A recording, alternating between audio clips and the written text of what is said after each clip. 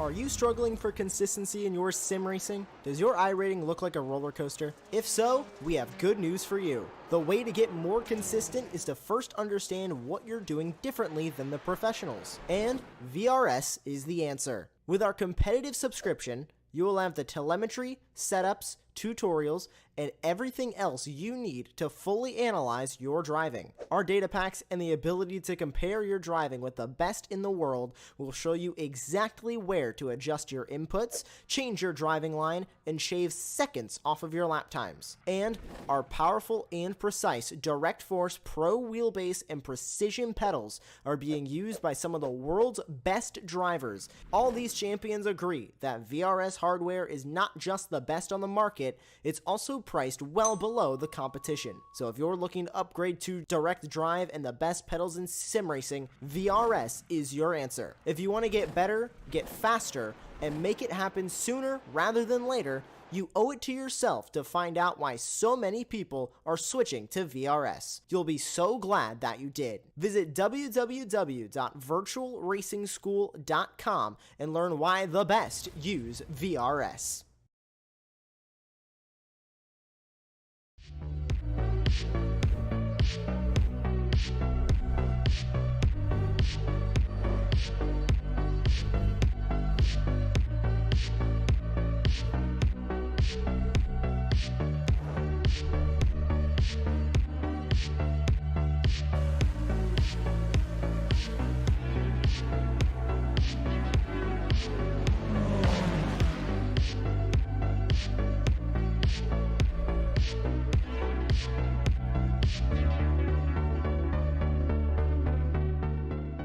Ricmotech, high-performance sim racing equipment. There's only one place to go, Ricmotech.com.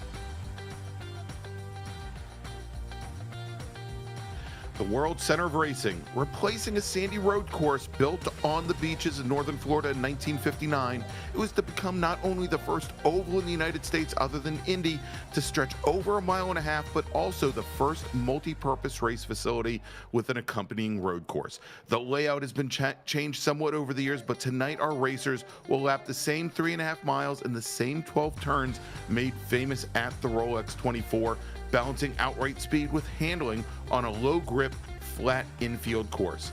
Hi, everyone, and welcome to season number 6 of the Extreme Motorsports Ricmotech World Challenge, presented by Performa Texas Elite Graphics here on Apex Racing TV. 7 rounds, 3 continents, and some of the best GT3 and GTP racers around. I'm Greg Ginsburg, and joining me in the announce booth, as always, is Larry Lefty McLeod, along with Jonathan Grabowski in the virtual production trailer, bringing you all the views of tonight's action. And so, Larry, it was almost 2 years ago to the day that we kicked off season 4 here at Daytona, but a lot's changed since then. We've got a new prototype class. We've got some significant changes in the GT3 ranks and how they play out on the sim. And at least since that last race, we have at least in the virtual world, a new Daytona. Yeah. This is it's going to be interesting. Of course, with the new class coming in, but a lot of familiar names certainly in the GT3s. But the new class is even bringing a couple of new names, which I think is great. It's going to be a lot of fun to see that, and it is. It's a new, fresh season. It's time for Daytona. This is this time of year. The real race is coming up in a couple of weeks. It's great to be able to see this here in the virtual world. I also, my own league, just happened to run this last weekend, so I'm all psyched about Daytona and GTs and prototypes. It's always a good time. Oh, it is, and so we'll talk a little bit about the some of those changes going forward. But whereas in the past past seasons of the Ricmotech World Challenge, we focused on the Dallara P217 here in our prototype classes, we are bringing in now the brand new LMDH car, the BMW M Hybrid V8 GTP car.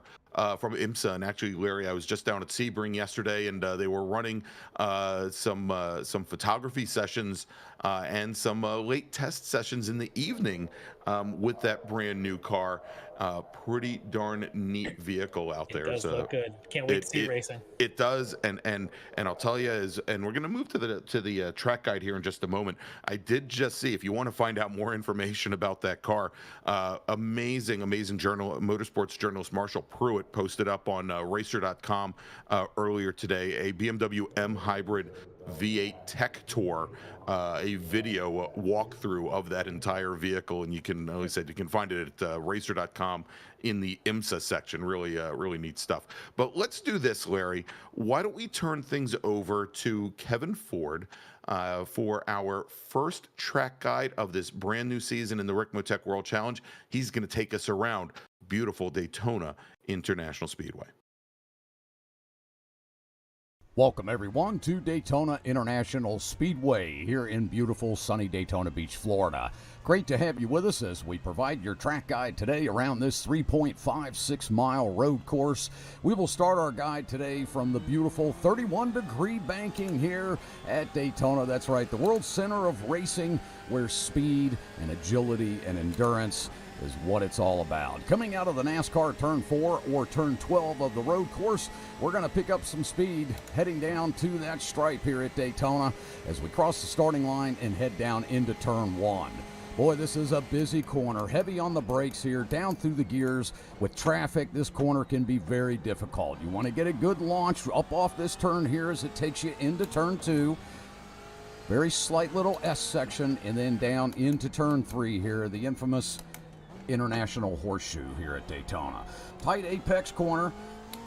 Want to get right out to the outside there to get a good launch, get some speed up through this very fast internal section of the road course, around Turn 4 here, and ultimately down into Turn 5.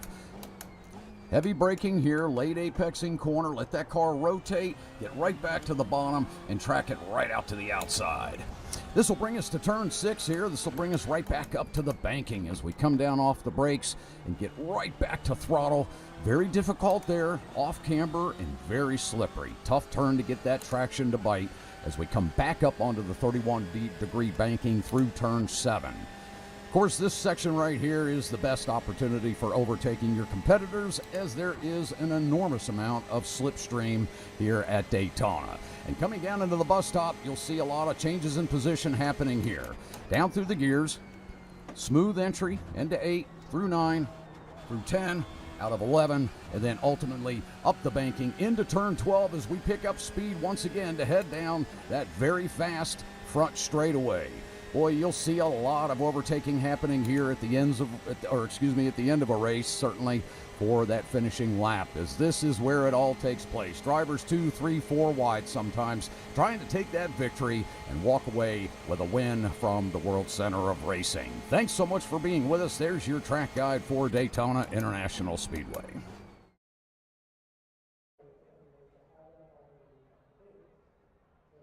And thank you so much to Kevin Ford for tonight's track guide of Daytona International. So, Larry, you might have heard it in Kevin's voice as he was muscling that car around the track. A little more strain and stress, I think, from the high speeds on that 31-degree banking than we typically hear from him when he's in an MX-5 car or even a GT4 car. Yes, and it's good. That's what's going to make this interesting. Is it's kind of a little bit of extra speed for everybody here. But I'm excited because we've got a couple of new names, some new folks here that we haven't seen before, and I think that's great. Of course, we've got some of the usual familiar names back as well, and that's always good to kind of benchmark. But I think we're going to have some really great racing and 75 minutes to run around here at the old classic speedway and see what kind of see who can come out on top and get themselves off to a strong start here in this brand new season of World Challenge. Yeah, matter of fact, I'm taking a look, Larry, and I think we've got at least four, we'll call them rookies to the different Ricmotech series and to the World Challenge in particular in the GT classes, primarily in GT3 AM, and of our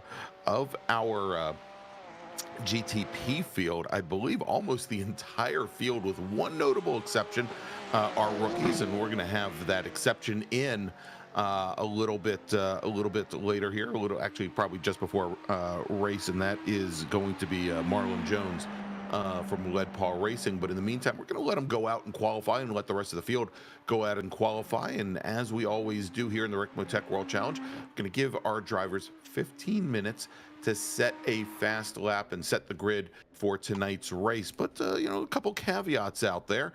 They're only going to have 4 flying laps to do it. And when they go out there, they are going to be running the track solo. They're not going to have any traffic to contend with, but they're also not going to have any draft to pull them around this big oval here at Daytona, which could make racing very different than the qualifying here for them. But they are out, and majority of the field now working their very first laps in that qualifying session.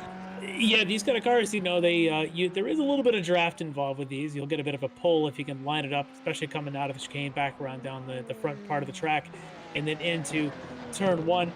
But I tell you what, there's something nice to be able to pick your braking point, not worry about that car next to you, in front of you, or behind you doing something silly, because turn 1 is one of the most difficult corners that I can find any racetrack anywhere, because you're coming off of that banking, you're sitting there at the top end of this thing, you've been winding it out in 6th gear for who knows how long, and now you're coming down this little bit of a hill into one. It's totally blind. There's a bunch of tires in your way. You can't really see around it. The last thing you need is to have, I don't know, 25 other cars going into there at the same time, which we're going to have the fun. Yeah, we're going to see that tonight, but I'll tell you, it's really hairy to be able to do those kind of things. And then what you do, you get through all that, you make your way through the horseshoe around the infield and all that, you back out onto the banking, and then you go into that bus stop as we're seeing here.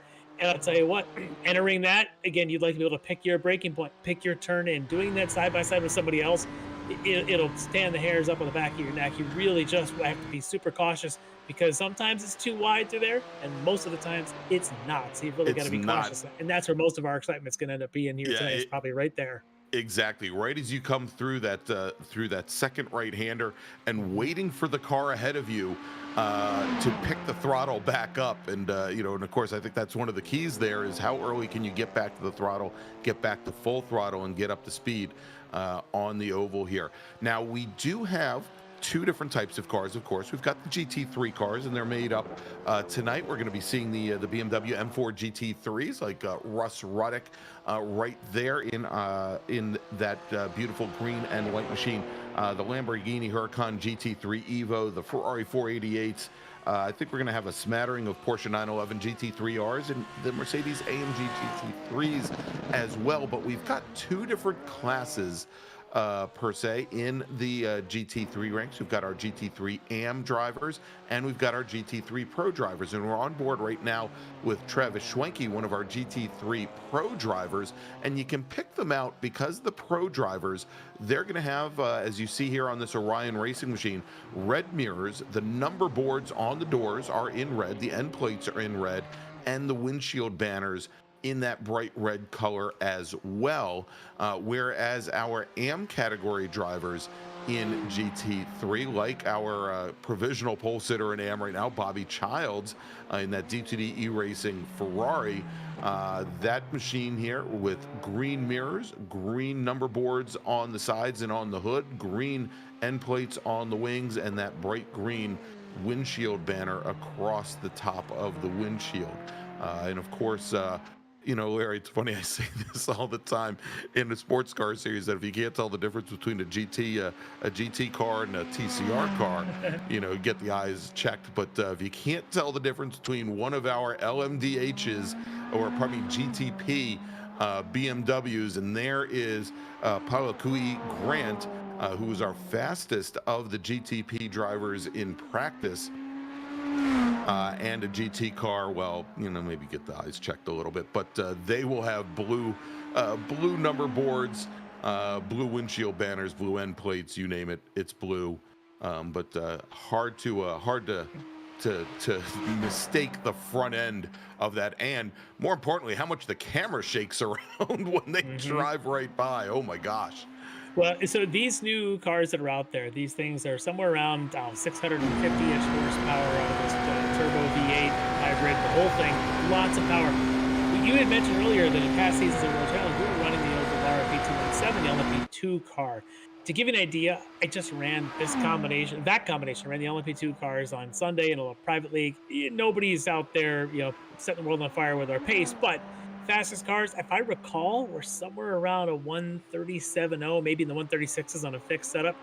130.9 now for Grant as the fastest car. So we're talking about, just conservatively, so 4.5, 5 seconds faster in this new car than the old LMP2. So it is definitely a step above where we were before. And I think that you're going to see some serious speed out of these things. And I think if you look at our field, but 4 or 5 of our drivers here tonight are new to the Ricmotech series. So that's awesome too. This car bringing in some new blood.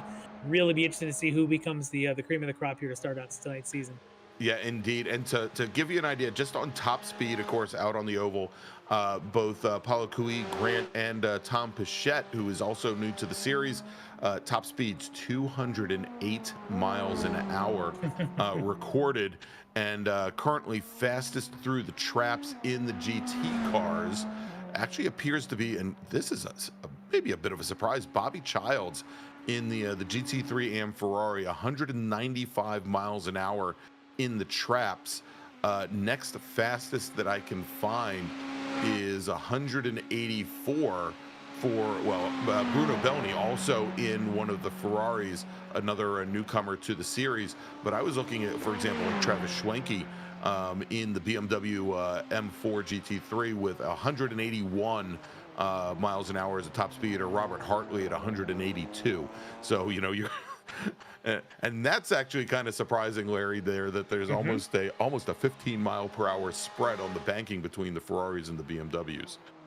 Yeah, that's pretty amazing just to see that, but it's going to mean that our racing here is going to be fascinating between different setups and different cars.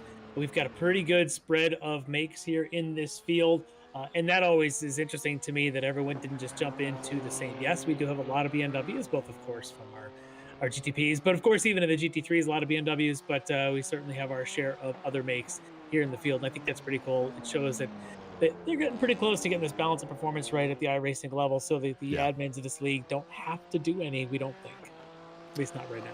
No, and so, all right, so setting his final flying lap, his fourth and final flying lap in GTP, Paulo Cui Grant just puts in a fast lap of a 130.98. That is about 26 hundredths of a second clear, just a little bit more than 26 hundredths of a second clear of Tom Pichette, second fastest, who has also completed his fourth and final flying lap. Brandon Guillot, who we're on board with right now, or who we're watching right now in the number 66 machine, he is currently working his third of 4 flying laps. Fastest time for him so far, a 132.2. So he's got a little work to put in. He's currently about 1.2 seconds off of right now what is provisional pole. And Marlon Jones working his last flying lap right now. We should be talking to the Red Paul Racing driver hopefully as soon as he finishes this lap up. If we jump over to the GT cars, Travis Schwenke has finished his fourth and final flying lap. He's got the car on the pit lane. He is your provisional pole sitter with a time of 143.763. probably 746, Jennifer McDonald from PTO Motorsports. You can see her. She just called off her last flying lap. Only, what is this, Larry, 9,000ths of a second separating Travis Schwenke and Jennifer McDonald. Travis 7,000ths, but that's okay. I won't make you do the sorry. math. All right, thank you. I left my abacus in Sebring, unfortunately. And somebody's bragging about his race calls that he got to make and got to go down to Florida as opposed to me being stuck up here in Michigan. That's okay, yeah, I'm Greg. sorry. I am jealous. We'll get that out of the way. I get to look at Florida here on the screen. I didn't actually get to experience it last weekend like you did. I am That's jealous. Right. It was cold. You're supposed to just soak that in and just say it take it for all it's worth. I was That's definitely right. jealous, and yeah, it sucks to be you, Larry. it does. All right, looks like Mike Dam also called off his final flying lap in pro. Not quite able to eclipse either Jennifer McDonald's or Travis Schwenke's times. He's currently third fastest, and Robert Hartley fourth fastest. In GT3 AM, Bobby Childs has completed his last flying lap. Currently your provisional pole sitter with a fast time of 1:44.28. Brian Long in his BMW M4. He is your second fastest driver, and we're on board. Well, we're on board right now with Dre Divock, and he is on his final flying lap. He's looking to improve upon a 1:44.66, his fastest lap so far, and we'll see if he can jump up to the lead as he's coming down into the bus stop right now in his Porsche 911 GT3R. That is some close qualifying right now, though, and we all know that in a 75-minute race, probably none of it means anything. But what it does show you is that I think the balance of performance is right. I think these drivers have put a lot of time into practice and get their setups right, because if you look at a half a second spread covering 8-9 drivers there, that's a pretty tight grouping, and I think it's going to be for some really close racing. It's going to come down to really who makes the least amount of mistakes, because this track, in fact, to me, these new GT3 cars, the way they drive, they are really prone to doing those mistakes. It's very difficult to get these things to turn in and keep the back end under you, and I think the driver that's able to give themselves a predictable setup and make the fewest mistakes of the long runs can be the one that comes out on top. So this could be fascinating. I'm looking at about 8-9 names there that could win this race tonight in the GT3 field. Yeah, and so it looks as though both Divock and also we were watching Jeff Jacobs there for a moment, both called off their third and final flying laps, and so they're going to stick as third in the order, and Jacobs was running fifth in the order right now. We're on board with D2D eRacing's Brennan Horan in the number 45 Lamborghini Huracan, and as he is, well, he's already completed his fourth and flying lap, so he's on a cool down there. He qualified seventh in GT3 AM, 21st overall. And I believe he was our final driver out on track, Larry. And speaking of final, that is the final official now of qualifying is complete. So it's time to set up the grid for tonight's race. All right, I'll tell you what, Larry, I'll take the first half or so if you want to take. There we go. All right, so your pole sitter for tonight's race in his very first outing with the Ricmotech World Challenge, it's Palaku E. Grant from Full Affinity Racing. Tom Pichette, your second fastest driver, about 0.28 of a second off. He's going to start on the outside of the front row. Then we've got Brandon Guillot. He is going to start third tonight in the number 66 machine with Marlon Jones from Lead Paw Racing. Hopefully we'll get to talk to him after the race, Larry, since we didn't get a chance to talk to him before. He's going to start fourth tonight. Starting fifth is going to be Stephen May in the number 50 machine. And then we're going to move over to our GT3 field, which should have a, well, we'll see if they all start together. We'll likely see the GT3 drivers drop back a little bit and take their own start. But Travis Schwenke is your pole sitter in GT3 from Orion Racing. Jennifer McDonald from BTL Motorsports in the number 99 machine. She's going to start second in GT3. Then we got Mike Dam from Orion Racing. He's going to start third. Robert Hartley, also from Orion, will start in fourth. Then we've got Lago Moraes. He's going to start fifth in his Lamborghini Huracan. Then we've got Andrew Parente. And Parente will start in sixth. Starting seventh tonight is our GT3 AM pole sitter. That is Bobby Childs with David Payton starting next to him. Then we've got Brian Long, who is starting second in GT3 AM. He's going to start 14th overall. Chris Thorman in the Lamborghini Huracan. He's going to start 15th. All right, next row should be Steve Daniel from SKKJ Racing. And of course, it looks like he's going to be in the pro category this year, as he, I believe, has been bumped up as the winner of the AM category in the past. He'll be, I think, alongside Dre Divac, also part of the Wrong Stuff team.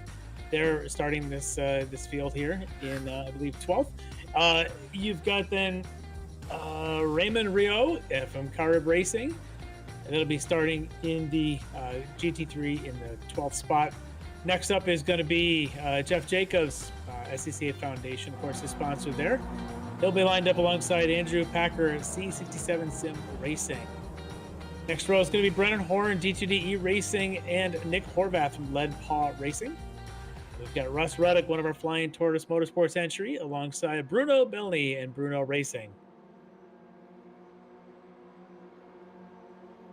And the next row is going to be Greg Brockway, Frito Sport Racing, alongside Robert Briss from RFC Racing. And then Patrick Preventis, Frito Sport Racing, alongside Mr. Sanchinelli. That should be Edgar Sanchinelli, if I got that right. If he's here, he did not take, I don't think, to the field. And then we've got John Allen listed there as well, and I don't see John. Yeah, and John was out in practice.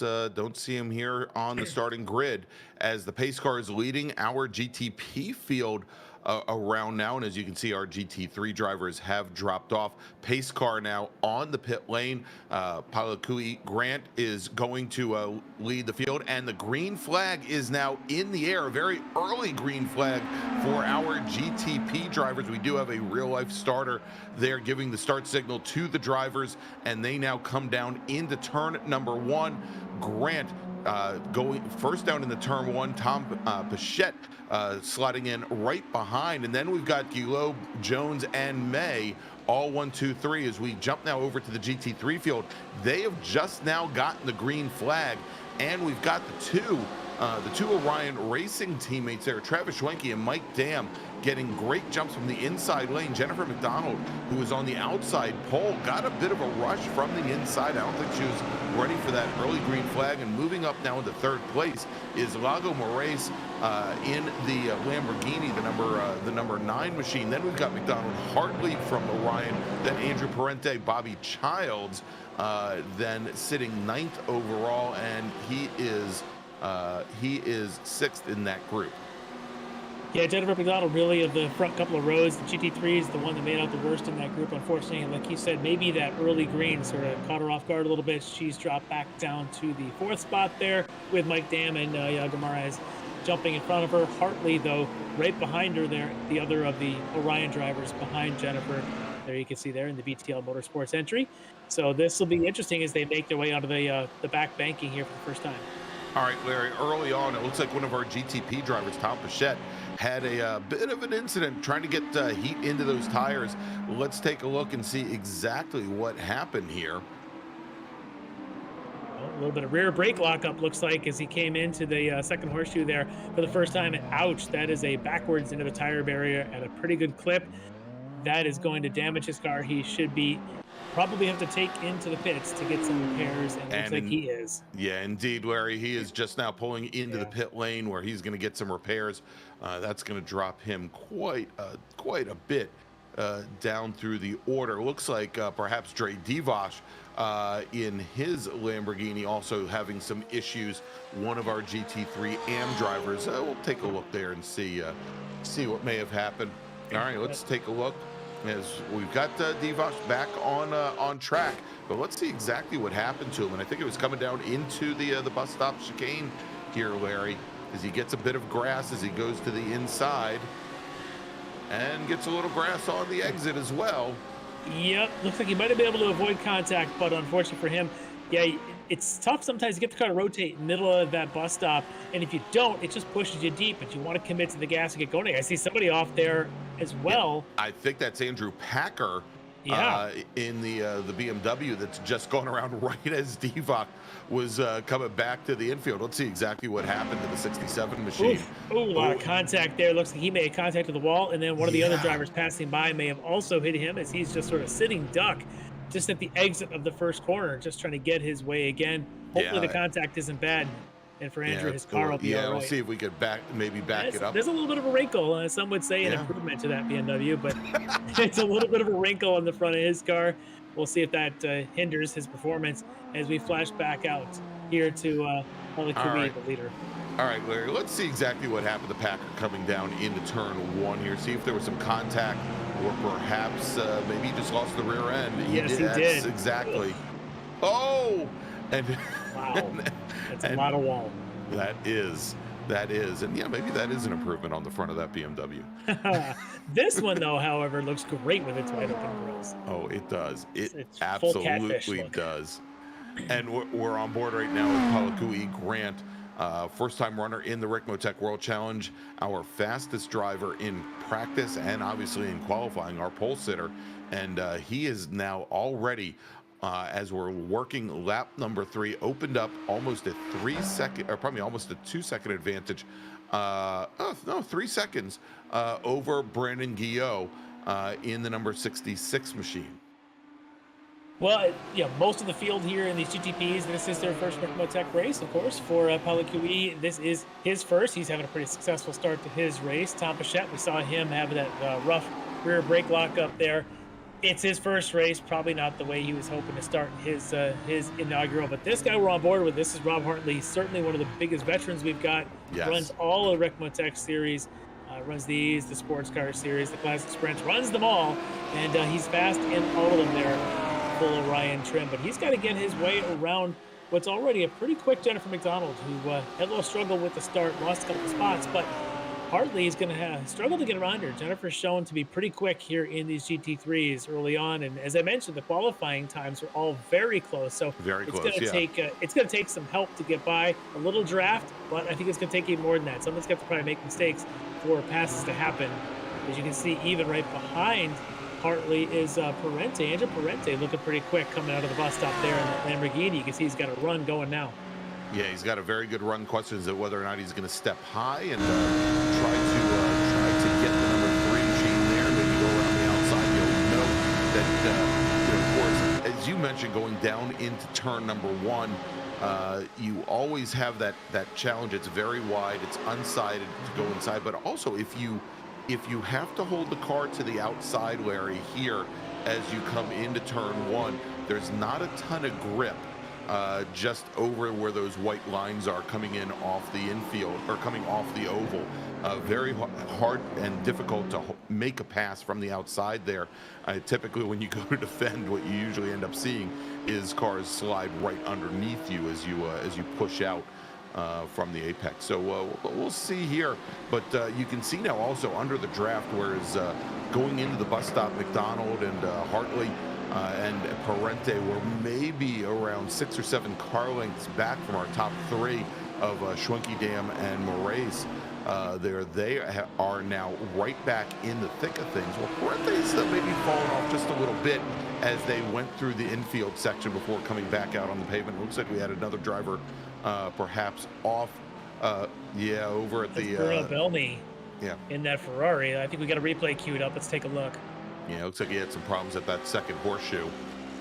So he's just ahead of Jeff Jacobs there as they're on the kink in the infield heading down to that second horseshoe, and he gets under braking a little bit late, carries it all the way to the grass, and that's going to be tire barrier, and those are not very absorbing. Yeah, it looked Larry like he got his braking done a little late, and to add insult to injury, perhaps turned in a little bit early there as the car just pushed wide and right off into the grasses. We're back over now. Watching Brennan Horan. Yeah, the number 45 machine now up to 3rd in the GT3 AM category. He's got Raymond Rio directly behind him in the Porsche. Nick Horvath there as well. Horvath with a great run coming around the outside as he takes the high line, but perhaps the extra distance that he had to carry, and we're going to see here, Larry, whether or not, I was just talking about whether you have that grip all the way to the outside, and he seems to make it stick, but you know, for a moment there, looked like Nick Horvath might this is aggressive. Jump underneath. Let's see. It's an aggressive move there for Rio, trying to jump up the inside of Brennan Horn. Brennan able to hold on, taking the outside line. I thought perhaps Horn had actually taken the lead, or well, you know, made that pass going into the bus stop this last time by. So this is a pretty good little battle, because look at the tight lines that Rio's trying to run, trying to be really tight on the insides. Horn's got to be awfully careful of that line, knowing that he's probably diving up just a little bit, maybe not even intending to pass, but it looks like it makes you real nervous when you see that happening in your ears. And well, the question is going to be how long does Rio have the tires to do something like that? And as Nick Horvath and Jeff Jacobs trying to adjust there. Wow, look at that as they're coming down now into the bus stop. And well, take a look. We've got a new driver there in the second spot. Yago right. Moraes is now up to second, getting around like damn. Yeah, let's take a look. I think we've got a replay queued up, Larry. We'll see exactly where this happened and see the move that Moraes put on the longtime World Challenge driver Mike Dam. So it looks like you got the two Ryan teammates trying to draft each other, but they're giving a nice big draft to Moraes coming up the inside, and that allows him to get in and split the two Orion teammates. Great move, good opportunity as the cars in front of him. This is one of the things on this long oval, on this banking.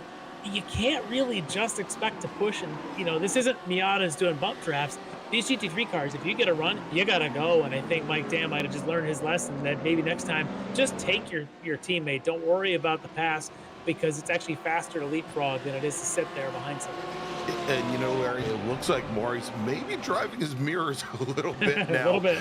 Through the infield, as it's given Travis Schwenke maybe a little bit of breathing room there, as Mike Dam is trying to counteract the positioning of that the Lamborghini of Moraes. I was looking, and especially as they came into the infield, it looks as though Jennifer McDonald perhaps doesn't get the best entries in the one. She seems to actually drop back, usually right through turns 1 and 2. Down there in the infield area, but obviously with all that jockeying with Moraes and Dam, it's allowed her to keep somewhat close. But also, as you can see here, as they come out onto the oval and then make the run down to the bus stop, she drops back about 3 car lengths, and we'll see if she can pick that back up in the draft as they head down back towards the start-finish line. Yeah, this is one of those laps that you stay in the pack as long as you can do 2 things. That is, get on to the oval and get out of the bus stop. Anything else you do, just don't wreck the car. But it really doesn't matter. You're going to lose a couple of tenths, somebody around you, but if you get onto the oval quickly, you'll use that draft to catch them. If you get out of the bus stop quickly, because that's the 2 points that dictate an entire speed around this place. So as we flash back here to our AM leaders now, as looks like we've got a bit of a pass going on. That's right. We've got right now Brian Long in the BMW. We've got Bobby Childs, and they're bottled up right behind David Payton, one of our pro category drivers. And Bobby Childs there with celebrating that Georgia Bulldogs national championship win there with the red and white Ferrari. But great run by Long, who had started directly behind Bobby Childs on the grid, managed to get around, I believe it was Chris Thorman, and is challenging for that AM category lead as we're now working lap number 8. And here come the GTPs coming through now for the first time, making their way through this field. So just changes things up now with these leaders having to be just a little bit of caution. They've got to make sure that they, don't block the faster cars coming through. So definitely going to change things up a little bit as they're making their way through the AM leaders, and I'm sure within a lap they'll be here into the Pro Pass leaders as well. Wow, and look at Moraes here coming down into turn 1. How much that Lamborghini sucks right up to the back of the BMW Schwenke. The problem is it only seems to get those last legs, Larry, maybe within about 500, 600 feet of the turn-in. For turn 1. Here comes the draft. That was the bus stop. Now they're coming up to turn 1. Schwenke's going to make Moraes go high. Travis is going to stay low, side by side. The inside's where you want to be because the way this turn one is. But that's a full pass, though. The draft allows her to do that. Look at Jennifer McDonald also now making her way up. That means she's gotten her way also around Mike Dam. Yes, she and Mike has. Dam's, but she's got a GTP car right on her tail. Well, the GTP car, actually the GTP car is gonna hold station right there. Maybe he just doesn't have the confidence to go underneath these cars. Now he's gonna try and make a run for it. But yeah, it was a great move from Jennifer McDonald. And McDonald, for a moment there, Larry, looked as though she gave a little thought of trying to follow Moraes through around Travis Schwenke as well. I think she realized she just wasn't quite close enough to make that work. Coming off the banking and going down into turn one, she checked up just a little bit more. And sometimes you got to do those things in these situations on the way that these long runs around the oval run, because it's the classic, a best defense is a good offense, because if you don't take the draft opportunity to go around the car in front of you, you're going to get passed by the car behind you. And I think that maybe is what she was doing, is she had gotten by Mike Dam, was probably trying to make sure that she held that position, so it forced her to get all up next to Schwenke. Still yields, stays behind them, but if she didn't do that, if she just checked up entirely early, Mike Dam might have gone up on the inside of her, so she had to hold that position. I think it's the right move, but that just shows you the needed aggression out here, because if you don't use that aggression, you're gonna be a sit and duck. But speaking of aggression, there he is, Bobby Childs in the Georgia-clad Ferrari, waiting for the Mr. Aggressive. H2s go around him. Yeah. And there you go. Bobby Childs is now up with David Payton, but you'll notice here, big change. Brian Long, who had been challenging for the lead in AM just a moment ago, he has now given up positions to both Chris Thorman and Steve Daniel, and has two pro drivers that he is going to have to work around in order to get back up to Bobby Childs, with the difference now being, I believe, somewhere around 2.5 seconds separating Long from the back of the Ferrari. We'll see how that plays. As you can see him there, right at the back of our man Steve Daniel. Daniel's got some speed as well, jumping over here into this BMW. I think in the past he was in a Ferrari, if I'm not mistaken. Yeah, so a little bit of a jump for him going to this front engine out from the mid engine. A little something different for him to learn.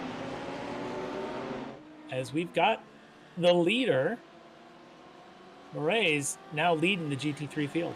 Yeah, and Travis Schwenke has gotten back around Jennifer McDonald as well. McDonald never got around Schwenke. I'm sorry about that. But you'll notice in that shot there, Jennifer McDonald, Mike Dam, Robert Hartley falling considerably behind now the two leaders. And I think a lot of that has to do with the GTP traffic, Larry, fighting its way through. Yeah, I think you're right. I think the GT3 has kind of got in between the front two cars, Moraes and Schwenke, and then the third and fourth, McDonald and Dam. And that's put about a second now between the front two to the rest. So if those two, Moraes and Schwenke, can keep leapfrogging up there, they might be able to pull away here. They're at that critical draft point where it's just over a second. Jennifer McDonald and Mike Dam may want to do the same thing if they want to make sure that this race doesn't get away from them. Well, here we go. As you can see, Mike Dam. Yeah, exactly. And Jennifer going to protect the inside. Somewhere he's being polite, and I'm sure there's a Canadian joke in there somewhere that I will resist. But they're not lost yet. They're just about 1 second back, so I think they're within striking distance. I say we can always check in with David Payton or Nick Horvath to see if that joke offends them. All right. Would they tell you if it did? Probably not. Probably not. No, they're too polite for that. All right, let's jump back over for a moment to our leader, Palakui Grant, who is now 20 seconds up on Brandon Guillot. And remember, Guillot qualified third today in GTP. Tom Bichette, who had qualified on the outside of the front row right next to Grant, still has his number 34 machine in the pit lane trying to get repairs. Longer? That is just amazing to watch.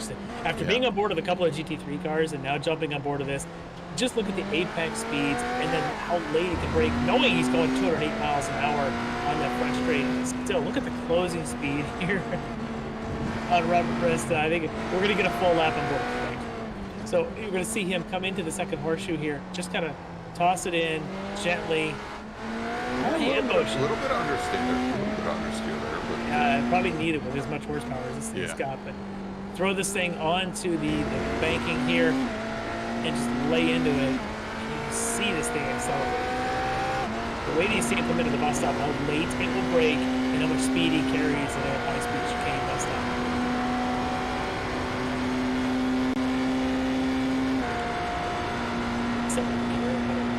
90 miles an hour. Great. Look at this. Just throws it in, catch, just clipping the exit. Look at that. Perfect. At 130 miles an hour. Yeah. That's just amazing stuff. Look at the speed this thing goes. So right now, probably is fast in the field. Huge lead. Almost 20 seconds now in the rest of this. Wow. Awesome. There you go. There you go. If you wanted a track guide tonight, thank you, Kevin Ford. But I think you blink, you missed it. Yeah, exactly. All right, now coming out of the infield now and back out onto the oval, it is our GT3 Pro Battle.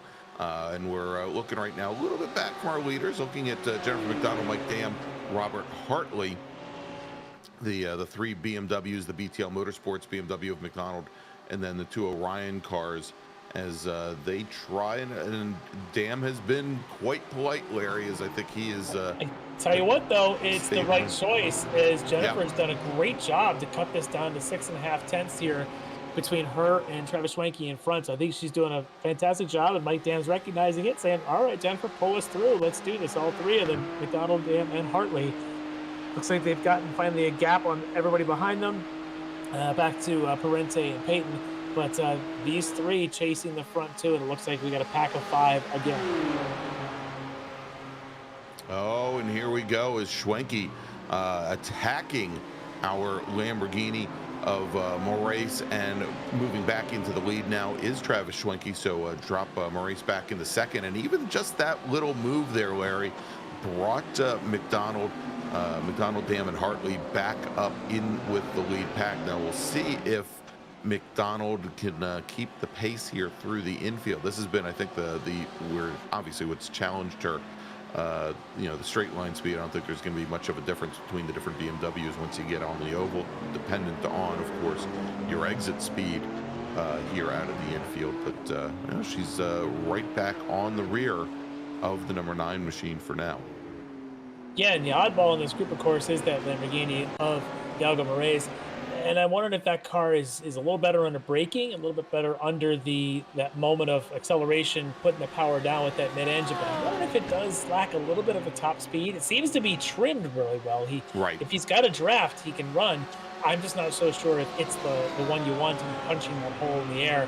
But you can see how well it catches up to Schwenke here in the back straight, and you can see how he can just dive in and carry the speed through this bus stop.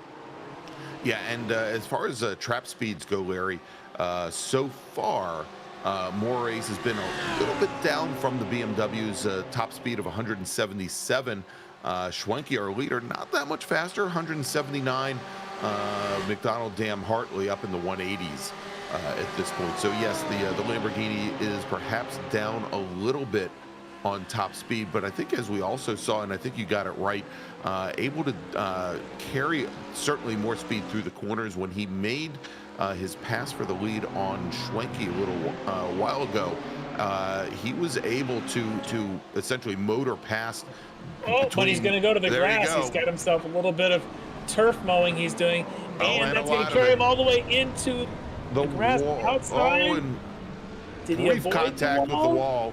Nah, got a brief whiff of it there, Larry. But that is going to drop him now all the way back out of the lead, all the way back to 13th overall. Heartbreaking.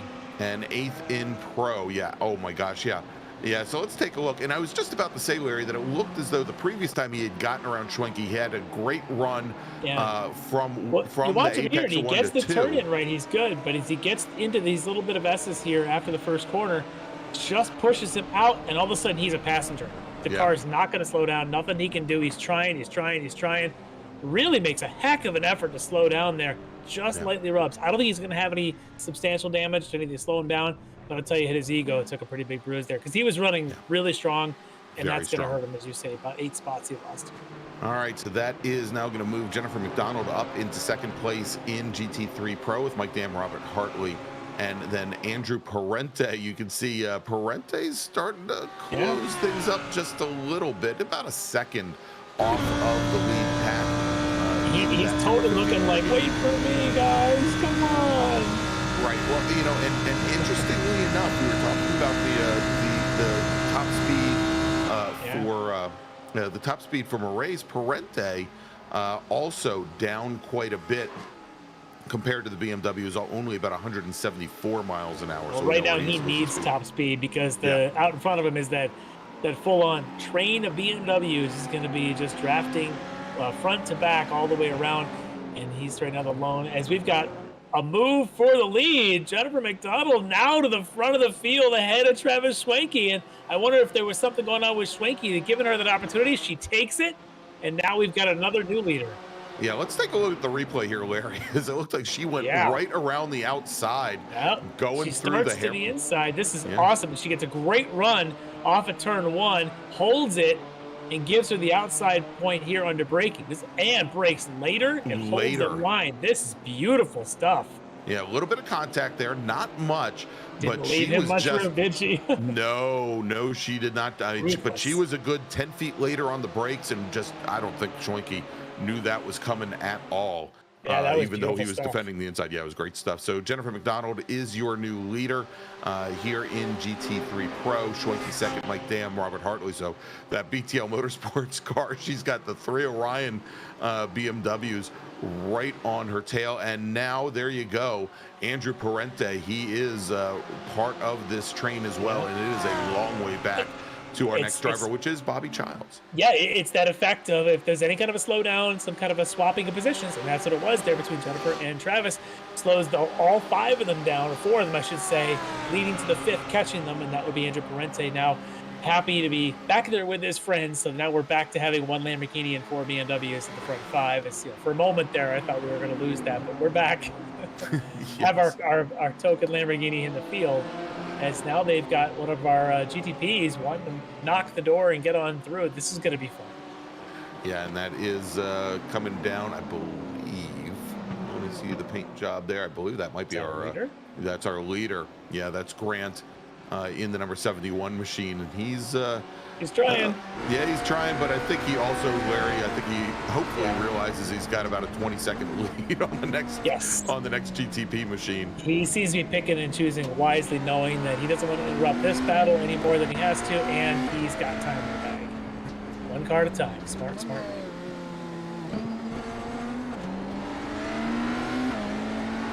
That is smooth stuff, and Jennifer moves to the right this time. Normally the GT3s will move to the inside, but in this case, smart move to go to the outside and let that car on by.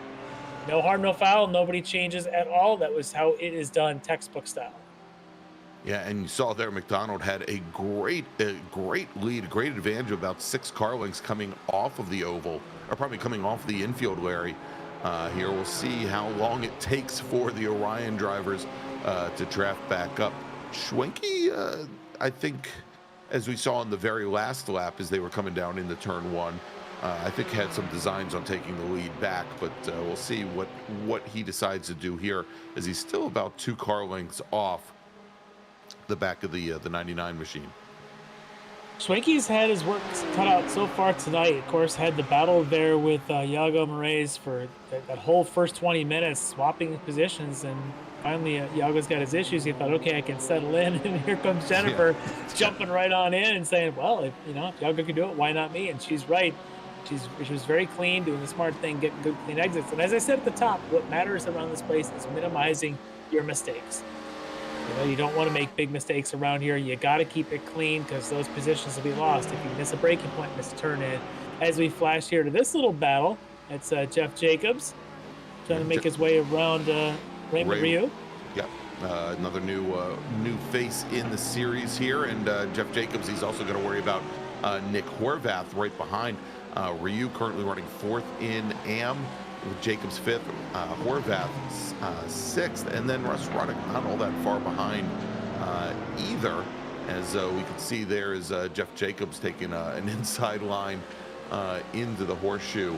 Oh, there, that dark black machine of Horvath once again right on the back of the Mercedes.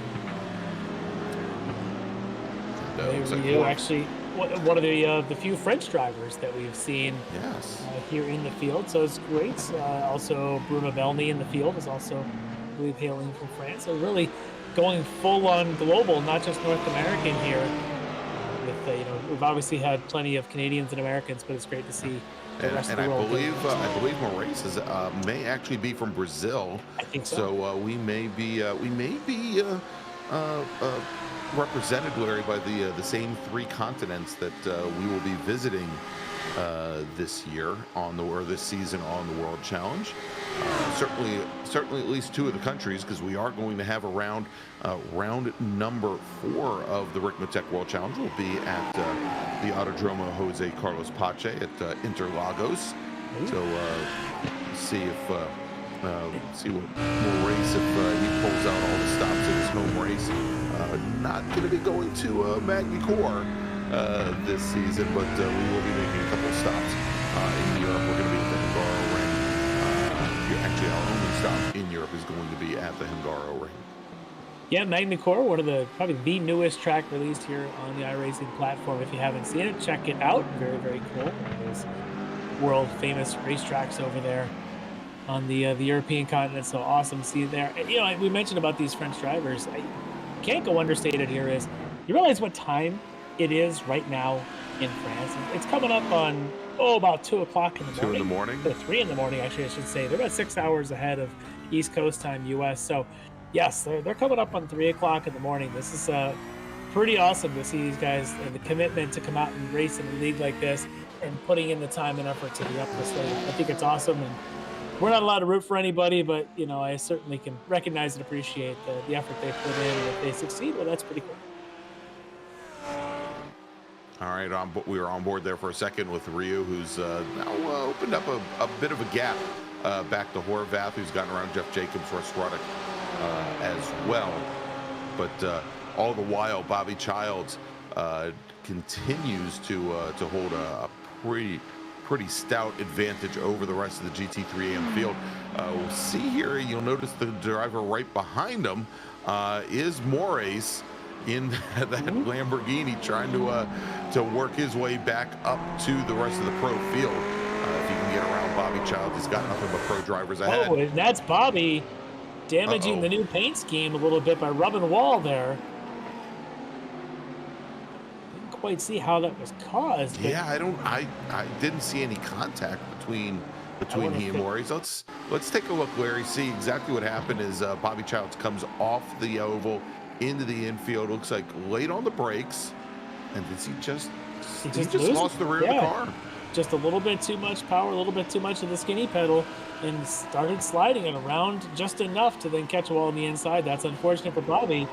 It brought it right back into the battle for the lead in AM. That is Brian Long right there in that number 76, that BMW. So this is it. This is the battle for the AM category between these two. And of course, last season's AM champion right there in Steve Daniels. This is going to be a pretty good fight here. Game on, 30 minutes into our 75-minute race. Yeah, Larry. And I think a little bit out of the frame, Brendan Horn, not all that far back behind Steve Daniel as well. Actually, I take it back. Yes, he is that far back. But I'm wondering if Bobby's got just enough body damage where he's limited on top speed. He kind of yielded that spot a little bit and gave that spot up to Brian. And now it looks like he may be doing the same thing for Steve Daniel. And I wonder if Bobby's going to find his way into the pits here in a minute. Yeah, we'll see here, because the front of that Ferrari almost looks like the BMW M4. But yeah, he's coming down the inside, down to the apron, and I think Bobby Childs bringing that car down into the pit lane. He may be taking an early pit stop, but I suspect that he's going to be doing some damage. Well, we'll see how long the damage repair is. If it's one of those, 1 minute, 2 minutes, he might hold out. If it's one of those 10 minutes, Yeah, we might have an early interview guest. Yeah. Well, he's in the pits. We'll see. So he is our first true pit stop tonight. Although I see Dre Debach also Dre Debach just coming pulled in as well. Yeah. And Larry, so we were kind of wondering before this race whether or not we'd see the GT3 drivers take additional or take new tires to finish off this race. Of course, one of the big changes with the GT3 cars in the iRacing platform is that you can now change all 4 tires while the car is fueling, so there's less of a penalty for doing so than in the past. But and I'm wondering if you might need to. I haven't done any long runs on the GT3 cars with these tires now, but the rumor was one of the things they were trying to do is to put a little bit deeper tire wear into the GT3. So we'll see tonight. This is our test here, round 1 of the World Challenge, whether or not that's true. Do you have to make those tire changes in order to survive? With the full 75-minute test tonight, we will certainly know. It looks like Trey Devach has got his way back out of the pits. Bobby, though, is still seated in his Ferrari, so he has not moved. Also want to note that Brandon Guillot, one of our drivers in the GTPs, has pit as well. So that is done. Again, expecting 1 stop for everybody tonight.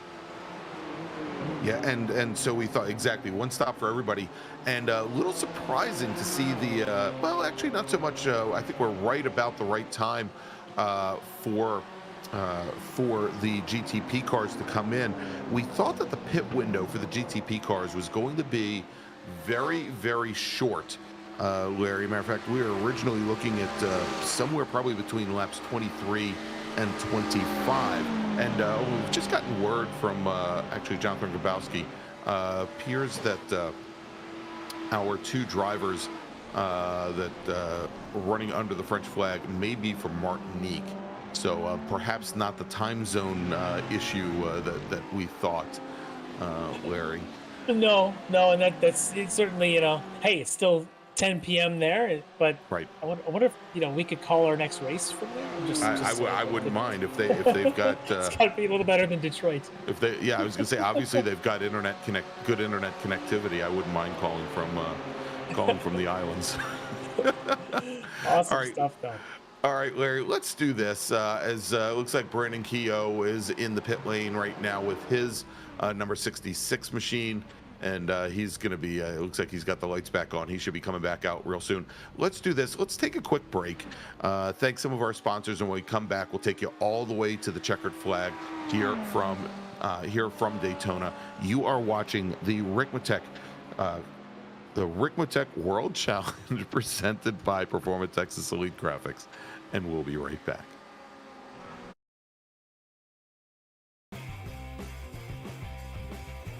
Ricmotech, high-performance sim racing equipment. Whether you're just looking to have fun, train for race day, or become a serious esports competitor, Ricmotech has you covered. Hundreds of name-brand parts. Support from experts that love sim racing. Trusted by the pros. There's only one place to go, Ricmotech.com.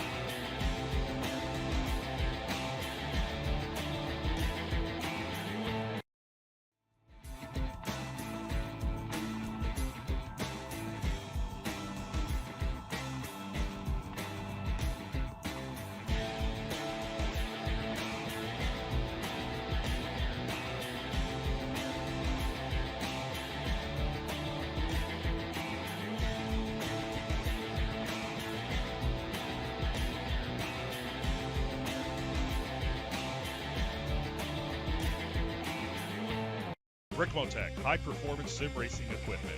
There's only one place to go, Ricmotech.com. The search is over. The most comprehensive league scoring solution is here, with the ability for multi-level championships, custom incident tracking, post-race time penalties, support for heats, drop weeks display, multi-car team scoring, advanced web widgets, rookie championships, a custom paint system, and load those results in seconds. Visit extremescoring.info today.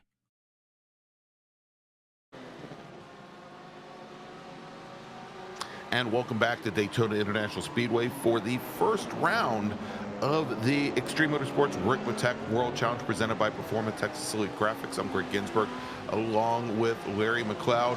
And Larry, just as we went to break, big change here at the front of the GT3 field as Mike Dam made his way up from third around both Travis Schwenke and Jennifer McDonald to take the lead. Let's see exactly how it happened.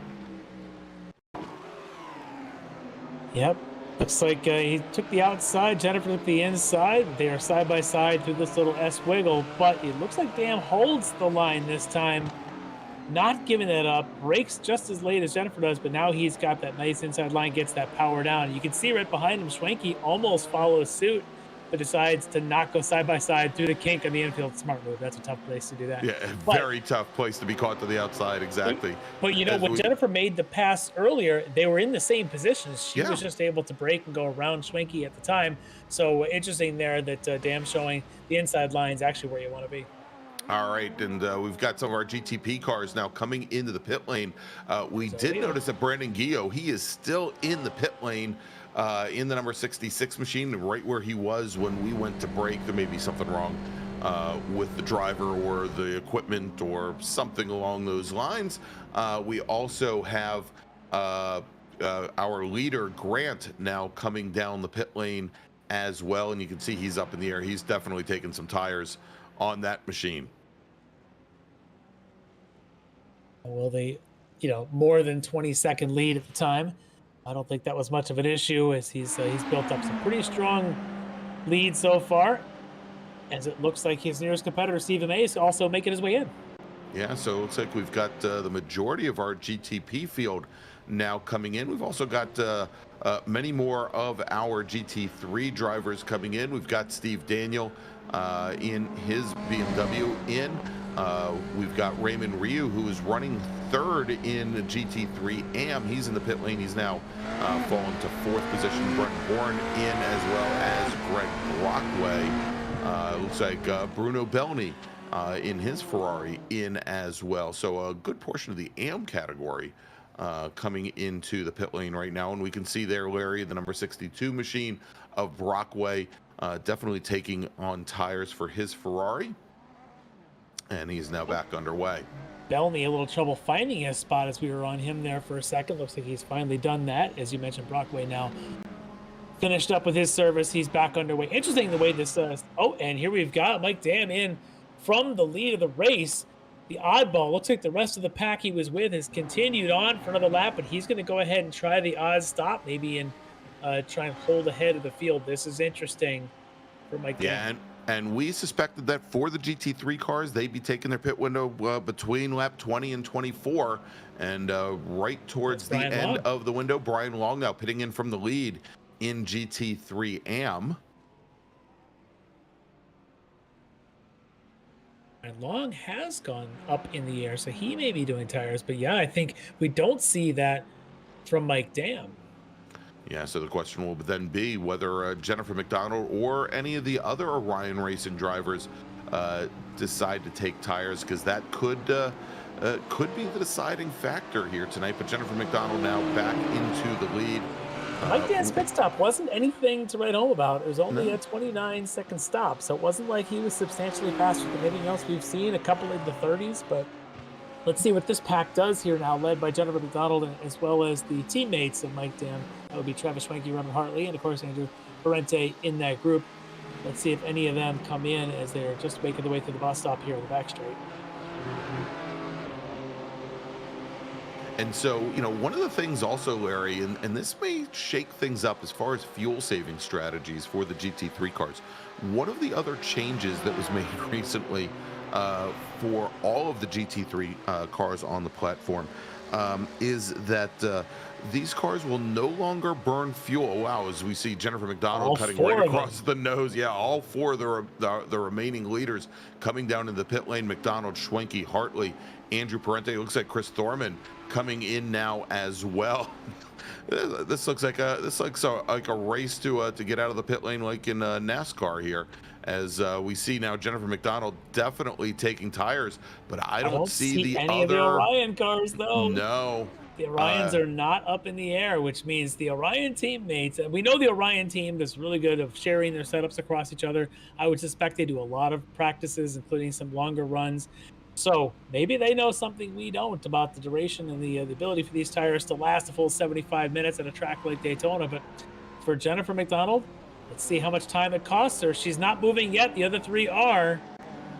Oh, and that could be, well, there she goes now. That's going to be about 5 seconds longer. I was just going to say, Larry, about 5 seconds as she now finally gets back out underway. There's going to have to be, those Orion drivers are going to have a lot of issues with tire degradation at the end of this race for that to make up the difference here. Is Mike? Yeah, and interestingly, there, Mike Dam, who stopped one lap earlier, comes out behind his teammates, so his out lap is not as quick as the rest of those guys. They had a very quick in lap, it looked like. So now that looks like it's Schwenke back into the lead, Hartley second, Mike Dam, who was leading a few moments ago, now into third. Andrew Parente, he's in fourth, just right there along with the other three.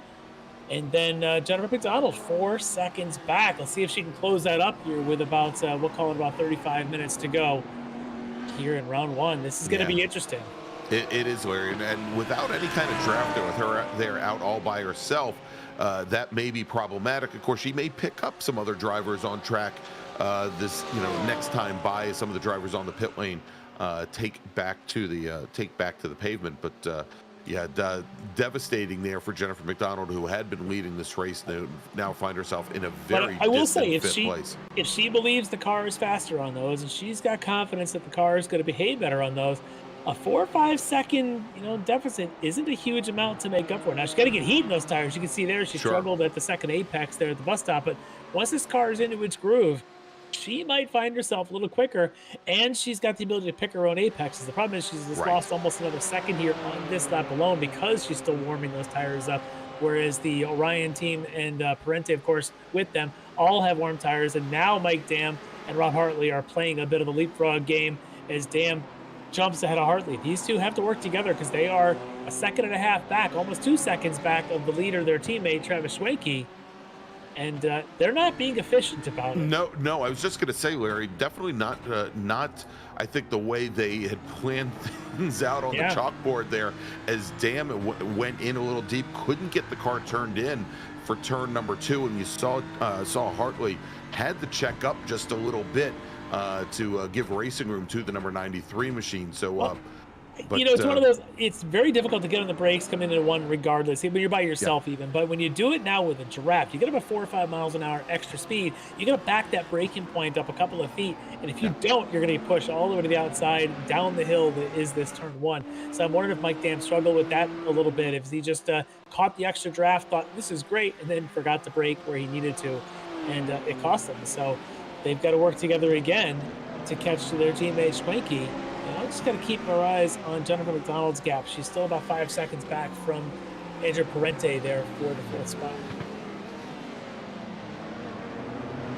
All right, as we jump a little bit further back in the field right now, watching as we've got the Porsche of Ryu, and he's got as one of our GTP cars pushes through. But watching right now, Ryu, Russ Rudnick, and Dre Divock all in very close proximity here as they make the run back over towards the oval.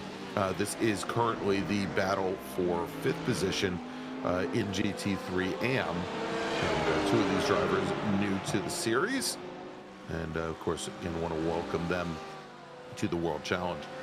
Putting on a very good show here so far this evening, Larry.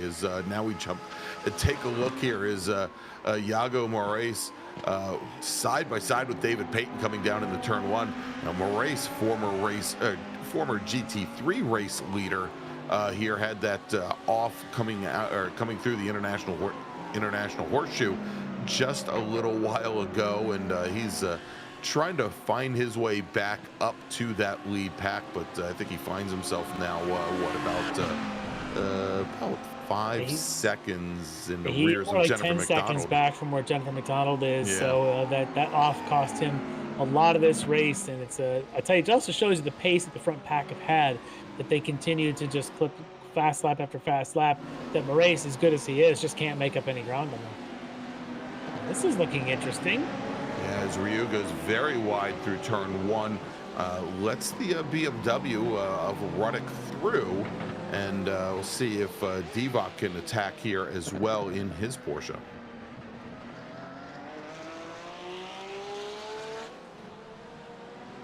He's going to try to go around the outside there. Yeah. He's going to try. The kink is a one-lane road, though. There's no chance you're going side by side in the infield kink. So let's see if the 12 of Divock can do something when they get onto the back straight, back onto the oval. But that hole in the air that the BMW out in front of them, Ruddock, is going to punch, is going to be nice for Rio to be able to follow in line with if he can stay with him. I don't know if he's close enough.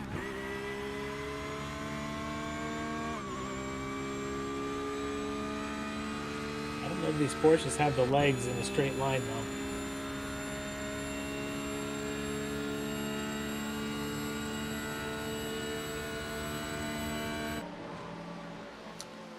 Yeah, well, you know, it's you know, hard to tell, Larry, obviously, because some of this may be. Oh, there's somebody under the wall. Oh, yeah, somebody didn't get it right coming out of the horseshoe. That is Nick Horvath. Yeah, trying to find his way back on without interrupting hitting somebody's bus stop exit.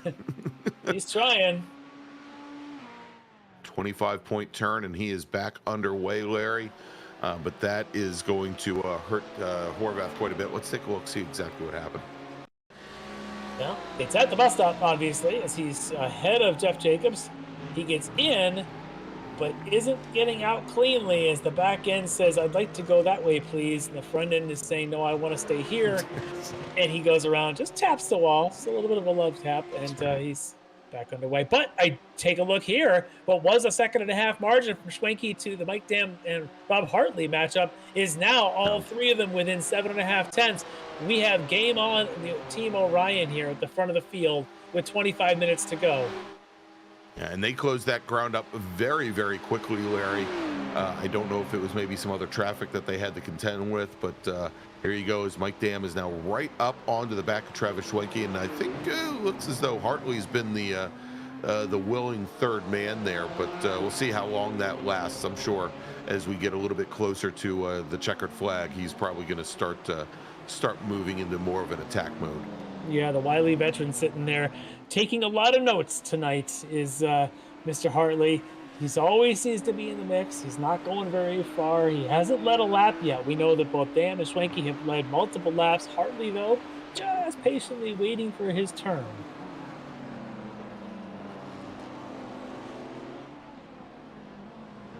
And these three, I tell you, a lot of that might be the pace of Dam and Hartley, because they have left Andrew Parente in the dust. They're a good 5 seconds ahead of him now. And we were seeing that earlier, that Parente was having trouble holding on to, you know, prior to the pit stops, what was the top four it cars. Just happened so fast. You know, for a moment ago, it was the three of them, Dam and Hartley and Parente, and all of a sudden it's Dam and Hartley catching Schwenke, and Parente is just saying, hey guys, where'd you go? It's pretty wild to see how fast that happened. And Jennifer McDonald's still on a pretty decent pace. She's closing the gap to Andrew Parente for the 4th spot. She's now about 4 seconds back from that, so we'll keep our eyes on that while we watch this front threesome here do their thing.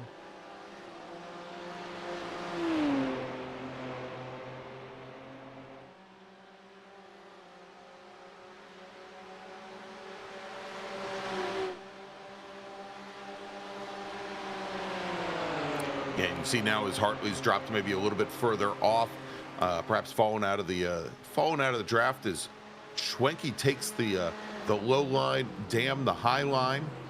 As they come down into turn 1, Dam holds on to the position.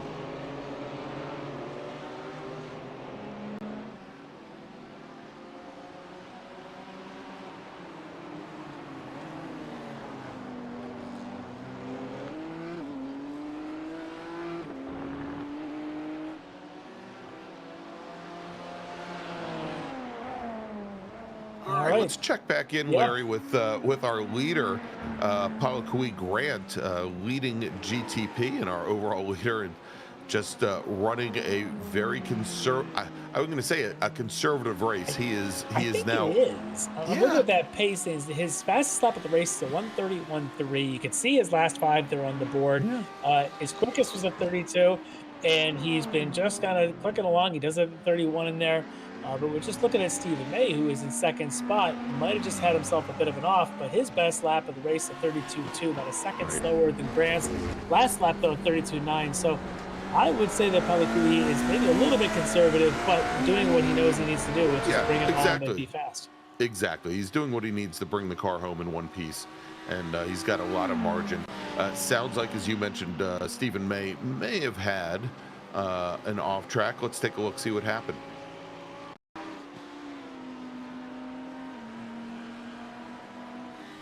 See here as he comes through the kink. Just a little late on the brakes, but no, he throws it in, hoping it would catch. It just pushes. It just pushes completely off to the outside. A bit uncharacteristic. Wonder if he's got little extra wear on those front tires, just causing a bit of an extra push for him at this stage. All right, as we see the travails of Stephen May for a moment there, we go back to. We had our overall leader, Grant, but let's jump back to this battle for the lead in GT3 Pro. It is no longer Travis Schwenke in the lead of GT3 Pro. It is Mike Dam. Mike Dam. Leading this bit of a train. Again, we talk about Hartley, and when will he take his opportunity? These guys don't tend to force the issue, but if one of them makes a mistake, the other ones pounce. And I think that may be what Mike Dam was able to do. Schwenke, though, any more mistakes, and he's going to have a Hartley looking down into his back window, and we'll see if that opportunity comes for Rob Hartley tonight. Yeah, and maybe to add a little bit of spice, Larry, seeing that none of these 3 drivers took tires during the pit cycle. Perhaps if some of the rubber starts to go away on any one of the 3 drivers, it might bring on perhaps a little bit more competition between the 3 of them as we get closer. And I still love that shot right there heading down into the bus stop as the camera gets bounced around everywhere by the air compression. Wow. It's pretty wild stuff. Mike Dam very quick through that bus stop, quicker than Schwenke there, as they're going to go ahead and yield to, that might be Jones. Yeah, I think that's Marlon Jones, the Lead Paul Racing car, the 25. Hard to tell. He just went by in a blur. There's Jones, actually. Oh, okay. The other one may have been... I don't know who that was. But that's all right. They're also fast. Can't read numbers on the side of them anyway. But watching these guys here again, look at it. The tidy lines at this stage of the race now for Hartley. Again, on those laps that are now, 30-some laps on them. Hard to tell. 36 is, of course, the GTP leaders. But these guys really pounding laps away on the same tires they've been on. And we talked about Jennifer McDonald having taken the tires at the same time these guys didn't. And she's fading a little bit. She's still trying to run down Angel Parente for 4th spot. She's gaining on him, but she is losing ground to Dam, Schwenke, and Hartley. Even though she's got the fresher tires, this may be an indication in future rounds whether or not tires become something of a necessity or not. And I'm wondering if Jennifer at this point is thinking maybe tonight wasn't the night for tires. Yeah, and of course, this season of the World Challenge, Larry, 7 rounds. But of those 7 rounds, only 2 of the races at Watkins Glen in February and also at Road America at the National Park of Speed in March are scheduled to be 90-minute races. So, yes, certainly to see how these tires hold up on, the non-cambered infield of Daytona might be a harbinger of things to come at some of these other courses. Yeah, it'll be interesting in a place like Watkins Glen, especially as Road America has some pretty good corners there to rip some tires up, but also has plenty of straightaways like Daytona does. But that'll be interesting. We've got some things to mix up this season out of those 7 rounds, a couple of 90-minuters. Those will be fun to watch. But this right here, this is Peyton, and I believe Moray is just getting around it. Yeah, exactly. I think Maurice had just executed the pass there. So Maurice now running 7th in Pro. And it looks like about another 6 seconds or so up the road for both of these drivers to get to Chris Thorman sitting in 6th. Peyton getting a heck of a draft. Closing speed was pretty intense. I just don't think it's going to be enough to actually make a pass, but he's going to certainly try and keep Moraes honest around turn 1. Yeah, and you can see there, you get around to that one piece of asphalt that's asphalt that's a different pattern than the rest of the track right by there. I think it's got some sealant on it, and the grip just goes away, and it goes away very quickly. And you saw there where Peyton had to get out of the throttle just a little bit. We'll see if they make us another run next time on by. This is a good little battle going on between these two, Moraes and Peyton. Of course, we said Moraes actually led a lap, I believe, at the beginning of this thing. So he's got pace, but we know that David Peyton has kind of gotten into a bit of a groove here as well. So could be a fun little battle as one of our GTP cars goes roaring through.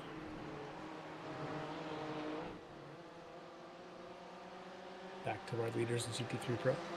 You know, and I've noticed this, Larry, the majority of the race, Mike Dam coming off of the bus stop definitely carries more speed, as you mentioned last time, than Schwenke, but gets the rear end gets pretty loose on him on exit there, whereas it looks as though Schwenke may be a little bit more tighty there, and it may just be a question of because he's not carrying the speed out of the bus stop that Dam is, that he has a little less trouble keeping the rear end underneath them, and maybe not getting quite the amount of rotation that Dam is getting either.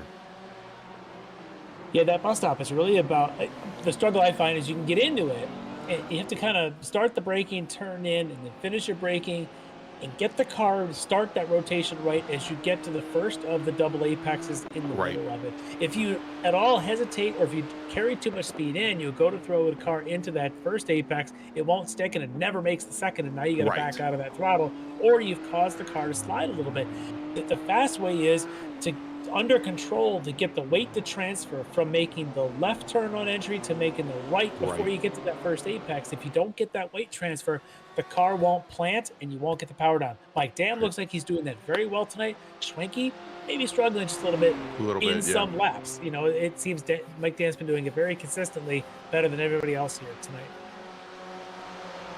And Hartley can, I say, he continues to fall off the pace. You can see here, he's only about 2.5 car lengths back from the lead, and he picks up a lot more ground on his teammates when they do come through the bus stop. But it just seems like he doesn't have the outright pace that the other two have. Here I think he's just being conservative, to be honest. I think he's a half-second gap is one of those gaps where you can get closer if you wanted to, and you can see Travis Schwenke getting awfully close to Mike Dam here. Certainly, yeah. But a half a second is one of those you can hold for a while. It's a good conservative buffer. You can brake kind of where you want, and you can pick your spots. And if the car in front of you makes a mistake, you pounce. You can make your way on by. Hartley might be in that position right now where if he wants to, he can make a move, but isn't really necessary. And considering it's two teammates in front of him, he's certainly not going to cause anything. All right, well, we have 15 minutes remaining here at Daytona for round one of the Extreme Motorsports Ricmotech World Challenge, and your leaders, Pakui Grant in GTP, Stephen May, Marlon Jones, all of our all GTP cars, and then as we've been watching for the lead in GT3 Pro, it's Mike Dam, Travis Schwenke, Robert Hartley, your top three. In GT3 AM, Brian Long, currently your leader, with Brennan Horn, your new second place driver. Jeff Jacobs currently running in third. Still kind of keeping our eyes on that battle for fourth in the GT3 Pro. Corrente and McDonald now down to about 2 seconds. So that battle is on. Jennifer's been closing that for really since she rolled off the pit lane, and found herself a couple of 5 seconds or so back. She's got it down to 2 now. Gonna try and maybe make a push here in the last 10 to 15 minutes. You can see right there on the graphic, thank you, Jonathan, how she's been gaining little bits and then big chunks. As another spin of one of our Lamborghinis there. And I believe that was, was that Nick Horvath that went around again? Oh. Yeah, let's take a look. And Horvath has had some issues. He's got the lights on as it's starting to get a little darker. And Larry, you were talking about the problems going into the bus stop, and there you go. Doesn't make contact with the wall this time. That's an improvement. But he noticed the Orion cars going by. My guess is he had seen that on his relative, thought, I just need to get through this and get out of their way. Well, Yeah. he got out of their way, but not in the ideal way. He's really struggled tonight with that bus stop. He probably won't be too sad to see this course exiting in the sunset at the end of tonight and moving on to the next round in a couple of weeks. Boy, these guys. Yeah. It's just a train. Well, we've seen it before, Larry, in the sports car series and the GT4 cars, and well, frankly, we've seen it in the MX-5s as well. They do a lot of work together in working on their setups and obviously working on strategy as well. Looks like let's see here. Looks like Patrick Pavenis just brought his car down into the pit lane. Maybe underfilled the Ferrari there, and I think Andrew Packer also had some issues on track as well. Yeah, Pavenis' car does not look like it's a clean shaving car, so to speak. It's No. All right, let's take a look, see what happened to Andrew Packer. There, as we were just watching the aftermath as he comes down into turn 1. Does he get on the throttle early? This time he spins to the grass instead of to the wall. That's better. We had seen folks like Bobby Childs hitting that wall at the pit exit. This time he just goes out and does a couple of donuts before the horseshoe.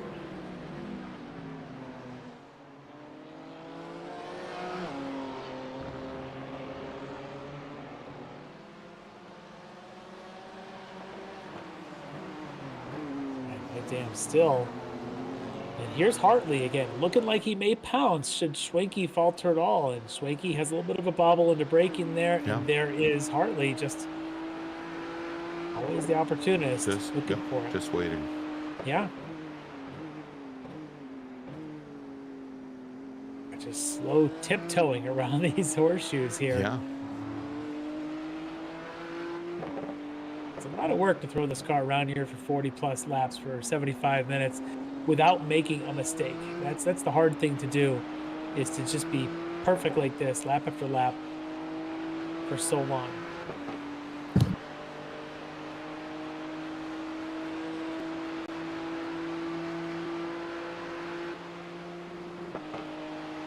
We'll see. Watch this from the through this bus stop.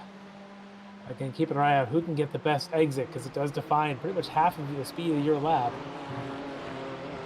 Look at Dam, just so smooth getting out of there. All three of them pretty good this time, but Mike Dam just always seems to be perfect coming out of there. Yeah, and Dam picks up maybe a half a car length to a car length every single time he comes through there. And it shows, Schwenke. yeah, it shows when they go into one, the Schwenke isn't able to do much because that draft is worth a lot. You can see already, look at this gap coming down, 4 tenths, 3 tenths, 2 tenths. But he can't stick his nose all the way by because he can't get the run off of the bus stop like Mike Dam does. And if he's able to, just another tenth or an extra 2 miles an hour faster than Mike Dam, he might be able to take the lead then going into one. But because he can't, he has to use some of the draft just to overcome the deficit and the rest to get up close, but he can never get fully up alongside to make a move. Hartley, though, I'm wondering if maybe one of these next times by, Hartley is going to take that opportunity, because he does look like he's able to occasionally get that run. Yeah. Agreed. You know, and kind of going back to what I was saying earlier, Larry, when it looked like Dam, when he was coming out of the bus stop, getting a lot more slip from the rear of the car. He's been using a lot more of the track, but it looks as though he's had to fight to bring the car back in a couple of places as they come out of as they come through turn 2, coming off of the oval. The car gets pushed very wide, and it looks like he's got to yank the car back. And both Schwenke and Hartley, to some extent, do. They appear to be a little bit more tidy. They don't seem to be tossing the car around as much. And you know, as time is starting to run down, and we've got a little bit less than 10 minutes remaining, I'm wondering if both. You know, we talked about it in the case of Hartley, certainly, but I'm wondering if Schwenke also, you know, just trying to kind of bide their time, that perhaps they think that Dam may be running off his tires, trying to keep the position. Well, we just were on board with Dam as he went through the bus stop, and it looked good, but now I'm looking at that gap, and Schwenke actually might have done a pretty good job this time, as he's closing a little bit more quickly this time Definitely. than before. But you can see that from Dam that it just looked totally uneventful. But I'm wondering if Schwenke's going to try or if Schwenke's going to lift. Noticing that Hartley has lost time on this lap Yes, quite a a bit. He's not even lot. in the shot. I don't know if we know what happened to him, just a bad run to the bus stop. Perhaps maybe he cut a corner and had to give up some time. But either way, it's a 2-horse race right now with about 7.5 minutes to go. All in sector 1. Look at Jonathan right on top of it. Sector 1, that'd be the sector they're going through right now, is where he had lost it. Maybe he had an issue there at the International Horseshoe on the last time by. Yeah, just didn't get a good run out. Yeah.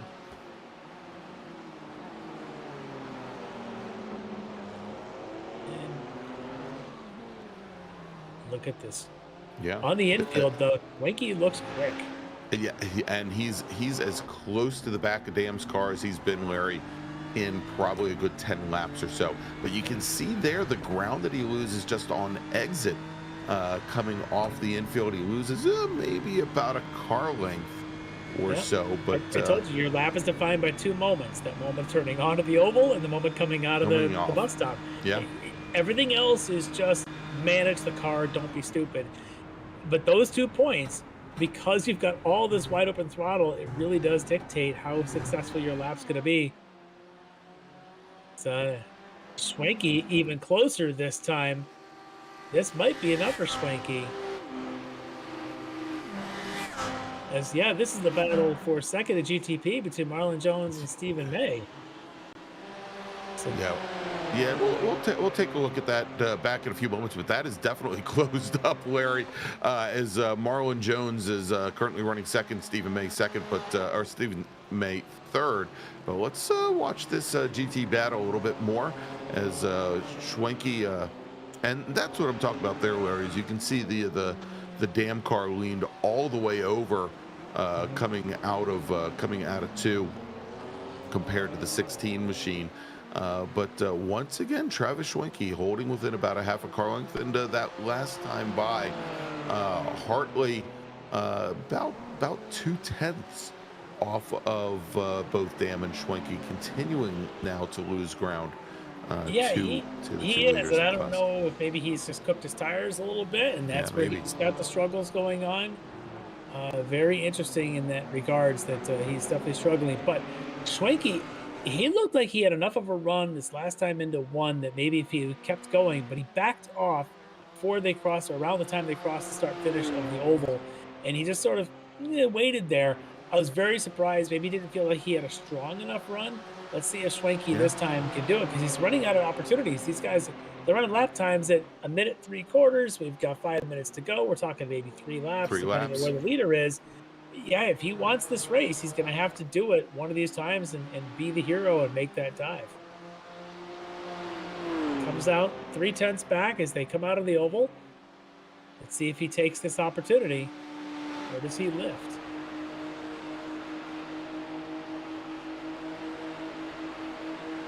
Looks like he's lifting again. Pass would have been go high and force Mike Dam to go low under braking, but this time again stays line to stern, just going to stay there. As they're going to come up on the lap traffic at some of our Ferraris up there.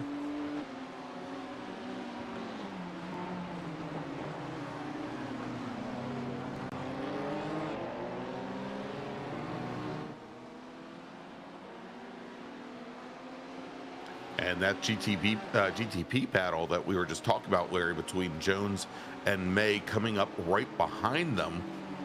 It looks like May have struggled on his last lap. Yeah. Dropped a couple seconds back, leaving Jones back into that second spot. So that's right. What was turning into a battle seems like maybe, unless Marlon Jones makes any mistakes here, he may have dodged a bit of a bullet there. Yeah. But I do see we got a battle going on for 4th between Parente and McDonald. It's down to just 1 second between them.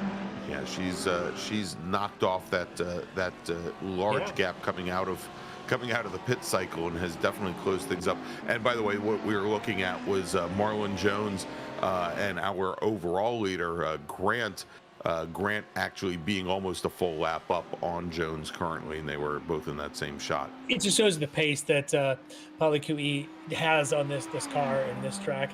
he's absolutely just set the standard tonight. I think that's awesome. It's showing us the potentials of how fast this car can really be. And I hope that everybody watching says, maybe I can give a run at this guy in a couple weeks at our next round. And I think he's starting to be showing himself to be the class of this early season in this field. All right, let's jump back over to our GT3 leaders here, Dam and Schwenke and Hartley. Now, I think safe to say, Brian, or Brian, pardon me. Larry, who are you? What's your last name? Little habit from last weekend. We'll let it go. Yeah. We'll say hi to Brian Polanski. But it is still Schwenke not being the aggressor. He's letting Dam stay in front. I don't know if he's just going to try one last move, maybe white flag lap. Yeah, I mean, we saw that very late breaking move from Schwenke as he came up on Dam. But let's jump back over again to this battle right now for fourth. Yeah, that's Andrew Parente and Jennifer McDonald. You can see McDonald in the BMW, Parente in the Lamborghini leading this twosome. And again, these two were part of the 5-car pack that was leading this race for a while. In fact, I think Jennifer had a couple of laps led at one point in this race, quite a bit before they all started their pit stop exchange. But here she is with a shot to get back up to fourth. And Andrew Parente is just saying, oh man, 1.5 laps. How did I get myself in this position? At one point, he was about 4 seconds ahead of Jennifer. Jennifer has just been clipping off pretty good laps to gain. As now you've got the leaders in GT3 Pro into the bus stop, and Schwenke trying to find his way by, trying to use a little bit of the draft of the GTP.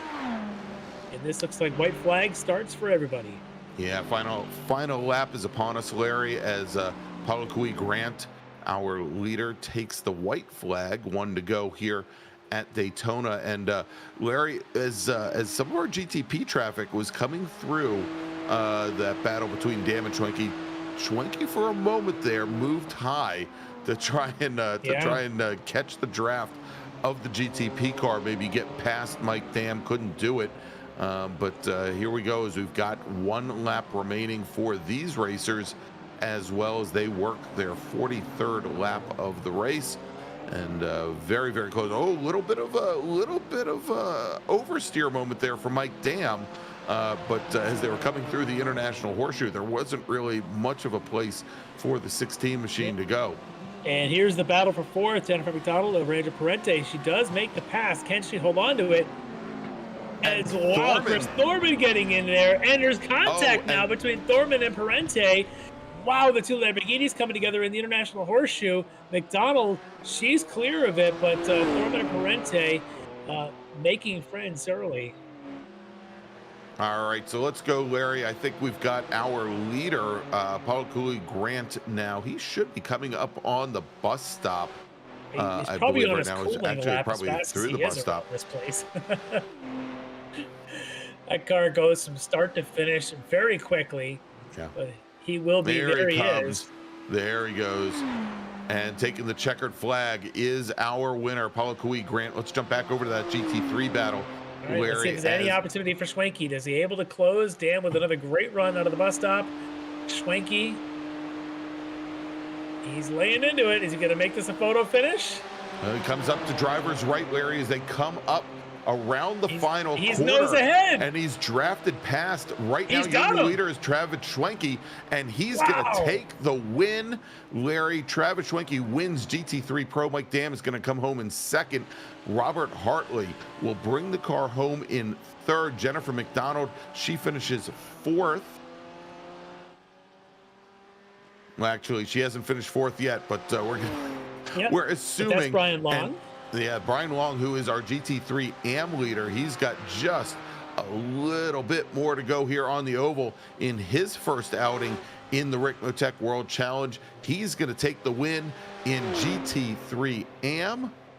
Brennan Horan, we would suspect, is going to come home in second, and he's already crossed the line to Brennan Horan. He finishes second in AM. Dre Divock will come home in third. Let's run down quickly, Larry, our GTP finishing order. Of course, Paulo Grant, your winner. Marlon Jones coming home in second, and then Stephen May rounding out your top three.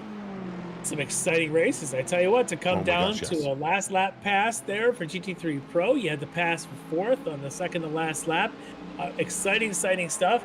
But Pauly Kui, he just really put on a show tonight in the GTP and set the stage for what could be a pretty fun season with this new car here in the World Challenge. Indeed, Larry, and you know, as you saw the effect of the draft as Schwenke was able to go around the outside of Dam. You wonder how hard and how difficult that was for Schwenke not to do it on let's check the replay. Let's see how he does it, because how many times in a row did we say, wow, he's really backing off, he's not going to make the pass? This time he knew exactly how fast he needed to be. He knew he could go high side, didn't even need to make the pass into one because you only have to lead at the stripe, and that's what he does. Beautiful move, well calculated, well executed for Travis Schwenke. And consider the ups and downs that he had in tonight's race. I remember right, did he start this race on pole? I think he did. He was our pole sitter tonight, Larry, and Yes. takes the win by 36 thousandths of a second over his teammate Mike Dam. All right, let's do this, Larry. Let's take a quick break. Let's thank some of our sponsors, and when we come back, we'll have some interviews with our podium finishers here from Daytona, where you've just seen the checkered flag fly at the Extreme Motorsports Ricmotech World Challenge, round number 1. We'll be right back.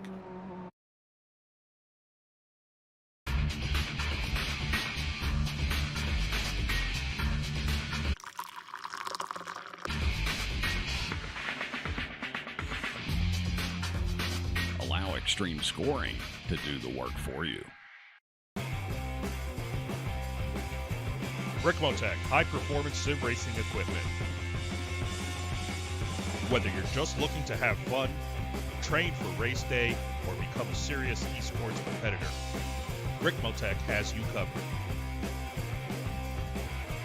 Hundreds of name brand parts.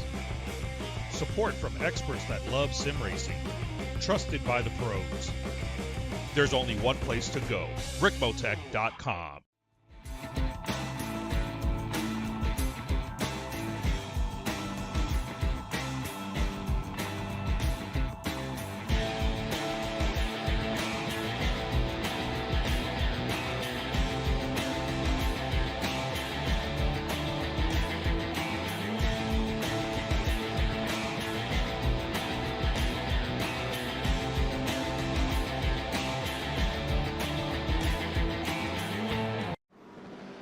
The search is over.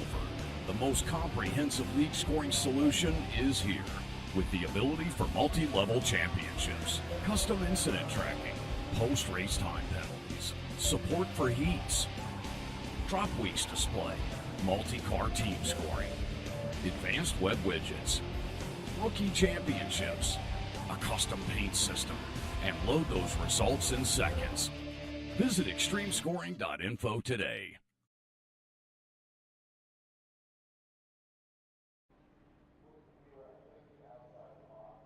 All right, and welcome back to the World Center of Racing, Daytona International Speedway, where you've just seen round number 1 of the 6th season of the Extreme Motorsports Ricmotech World Challenge presented by Performa Texas Elite Graphics.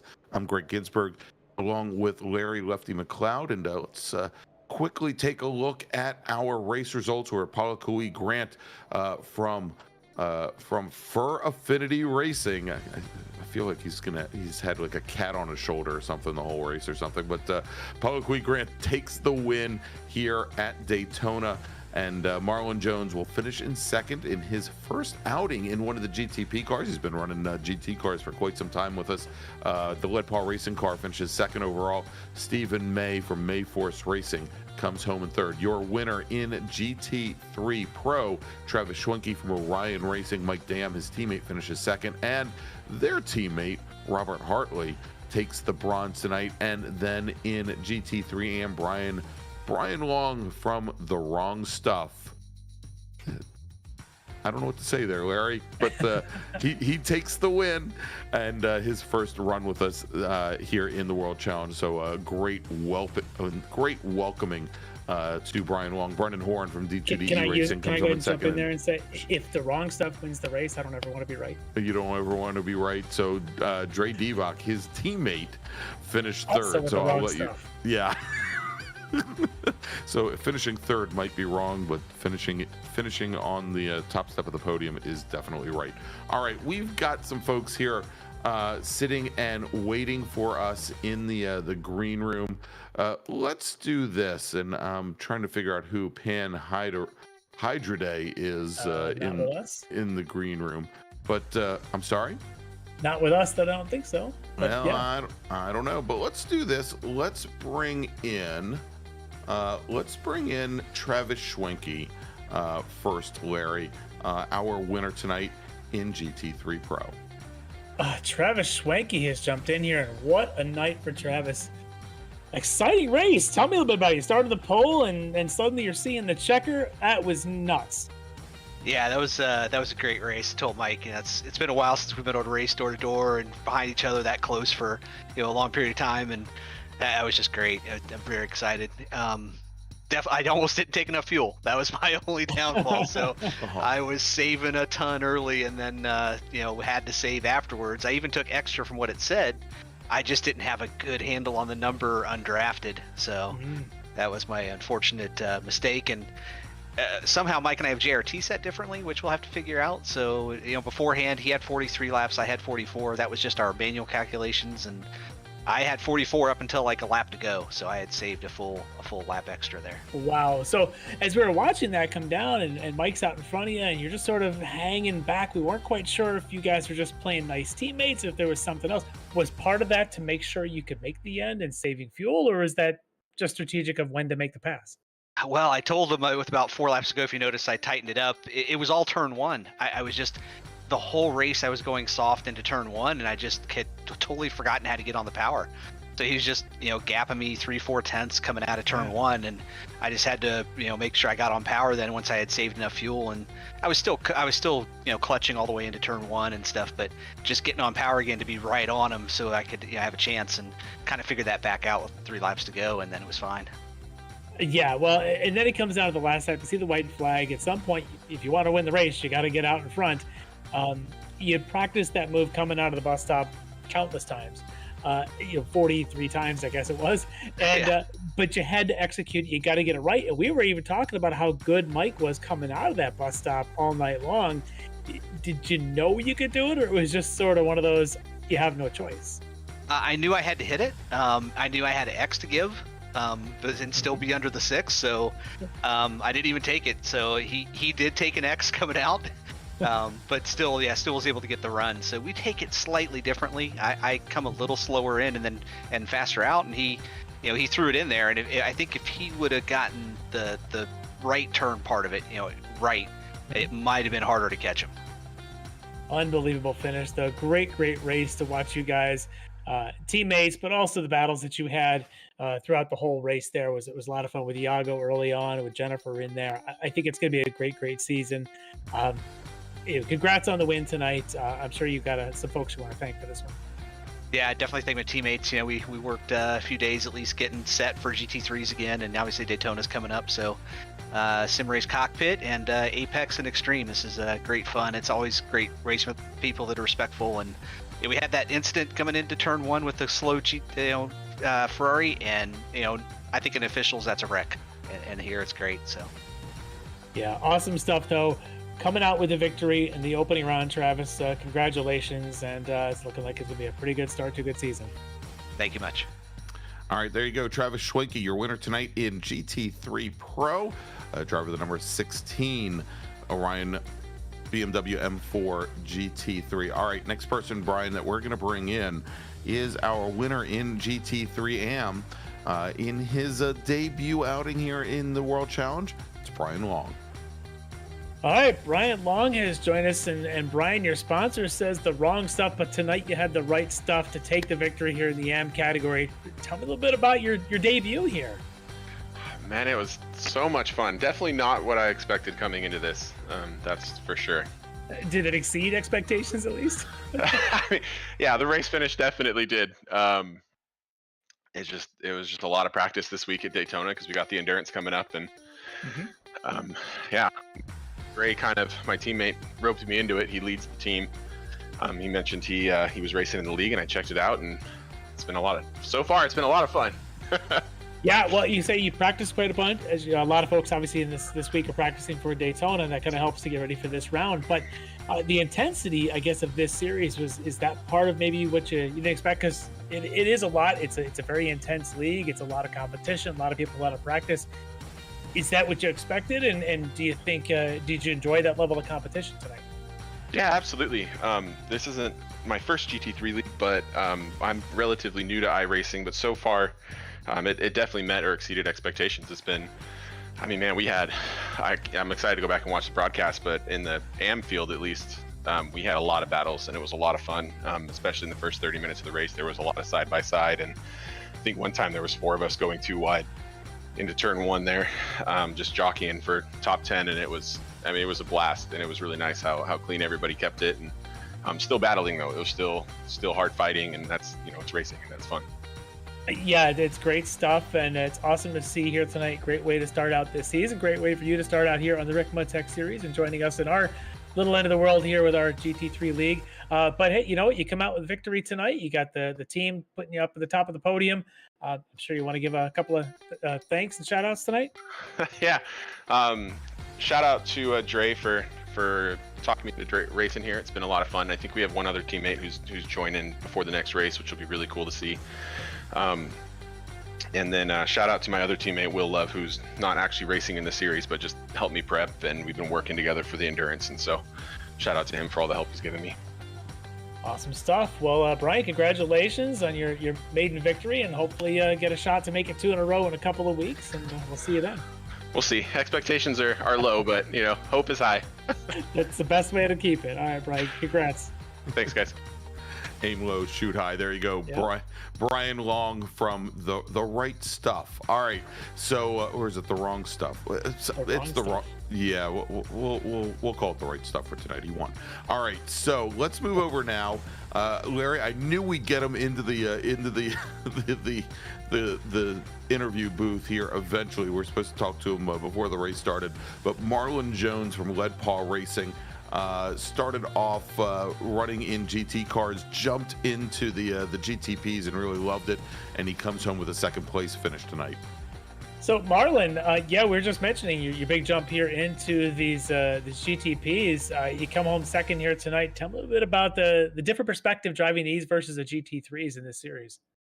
Oh, it's very different, honestly. I'm so used to the GT3s and TCRs that when I jumped into the GTPs, it's honestly surprising, but at the same time familiar, because I race the LMPs a lot in my free time.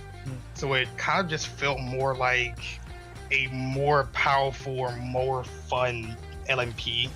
So once I got used to that, I was just able to just drive. Yeah, these things are screaming. 200 miles an hour as you're coming into one. It just looks absolutely nuts out there. But for a moment there, as the race started to come to the winding stages there, you had a bit of a battle with Stephen May in your hands. Did you recognize it all of a sudden where maybe you were kind of by yourself for most of the hour or so, and suddenly you've got competition? Yeah, so when I looked at my relative, I saw I was at about, I want to say 6 seconds, and it started going down. I immediately switched my engine to attack mode, and I started fighting for my life. I was like, wait a second, this may be what I was looking for. And it turned out really good. But that fight I had with him was probably one of the most fun fights I've had in this entire series, honestly. Well, this entire time for me racing in iRacing. Well, that is awesome. It's great stuff. I'm so glad to see this car coming into the field and seeing folks like yourself taking the opportunity to jump out of the GT3s and jumping into these GTPs. It's going to be a lot of fun this season. And for you starting out with a podium finish for Lead Paw Racing, anybody you want to say a special thanks to tonight? Yeah, so special thanks to everybody at Lead Paw Racing, and special thanks to, well, first of all, you all for, putting this amazing broadcast on. Special thanks to everybody at XMS for having this amazing league. I want to thank my family for supporting me. I want to thank especially my mom, my dad, my stepmom, my brother, all of them for supporting me. I want to thank my partner for supporting me throughout this entire time and really pushing me to become a better racer. And and everybody at Lead Paw Racing, and my teammate Nick as well. I want to thank him as well. Awesome stuff. Well, congrats tonight on that second place podium finish, and that could be a good sign for a good season ahead of you. All right, thank you. All right, there you go. Marlon Jones finishing second tonight overall, and in that brand new Lead Paul Racing GTP machine. All right, so let's bring in now our winner this evening, Larry, in his very first time running with the World Challenge. It's Pauliqui Grant from Fur Affinity Racing, and is our GTP winner. All right, Pauliqui Grant, maiden voyage here with the Ricmotech World Challenge, and you really made a splash here tonight from the green to the checker, leading every lap. Unbelievable race. Tell me a little bit about what goes into being this fast in this car. Yes, no problem. And thank you for having me, and thank you for having me in the league. It's amazing to be a part of it. You know, one of the things I was looking at here, especially with this car, is really trying to allow it to flow through the curves nicely. There's a lot of nuance to getting this car around quickly. And one of the things is being easy on the throttle. It saves tires, it saves fuel, and it allows you a little bit quicker out of turnout from the apex.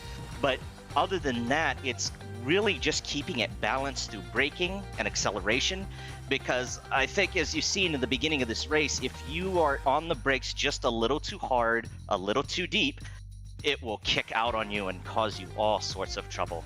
So it's just a matter of being consistent and constant with the applications and smooth.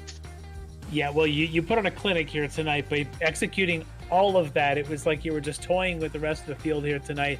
Obviously, you put in the time to learn this car and to set this car up, and tonight you just kind of showed us how it can all be done, and I love that. I think it sets a bar for everyone else to go and chase. So hopefully you realize you probably got a little target on your back now, as everyone's going to say, I'm going to go see if I can catch that Pauliqui guy and see if I can catch him. Unbelievable. Gonna ask you, what do you think about so far your first race here in the Ricmotech series with us, and welcome obviously to the series. What do you think so far? Oh, it's absolutely amazing. I mean, I love the camaraderie of the other drivers and the league administrators. Kevin, Bobby, they're all very helpful, and it's very nice when it comes to the actual racing. Just even looking from the GTPs to the GT3 classes, very respectful driving overall and very competitive. And as going back to your point of having the target on my back, I'm all for it. I would love more people to come in here and really try the GTP out, because once you really get it and you have the flow, it feels amazing to drive. It may be a little difficult at first getting the hang of it, but once you manage to keep it in those turns, especially the bus stop on Daytona, it feels amazing. I can imagine. We had an in-car on you there going through that bus stop a couple of times, and it's something like 136 miles an hour min speed or something ridiculous. Unbelievable stuff. I agree with you. I think more people need to try this thing, and you are the benchmark. So I'm excited that we've got a great kickoff of our season. And I got to ask, I'm sure you want to give some folks a shout out, maybe to folks at Fur Affinity. Of course. First off, I would like to give my thanks to Dragonair for allowing me to run Fur Affinity and to create the Fur Affinity Racing logo that you see on the side of the car. Amazing stuff. Fez Fox for SimuFur, really appreciate it. And then also for Wes, good friend of mine. Love that you watch my stuff. It's always awesome to have you around. And then, of course, my Papa and Tutsu, I love you, and my 3 little brothers. It's always good to see you guys. Thank you very much for having me, everybody. Awesome stuff. Well, your winner overall tonight, Pauliqui, your maiden voyage. I'd love to see it. Congrats, and we'll see you again in a couple weeks in the next round. Of course. Aloha and a hui ho. Take care, everybody. All right, there you go.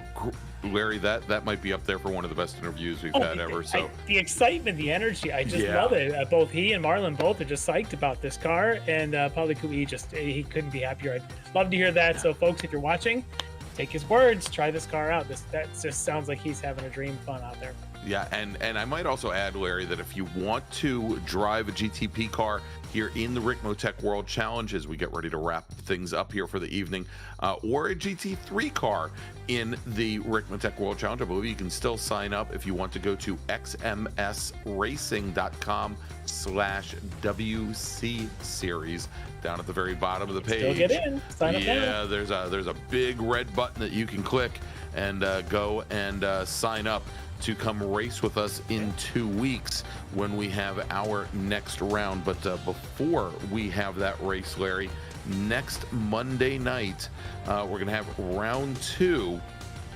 of the Ricmotech Sports Car Series, and they are going to be right here at Daytona, so we don't have to go very far. We can just hang out.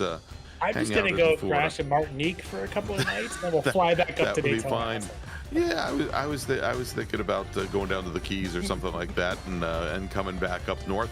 But yes, next Monday night, January 23rd, we're going to have round number 2 of the Ricmotech Sports Car Series. It's going to be a 60-minute race at Daytona. In 2 weeks, don't tell anybody, but somebody very important here is having a birthday that day.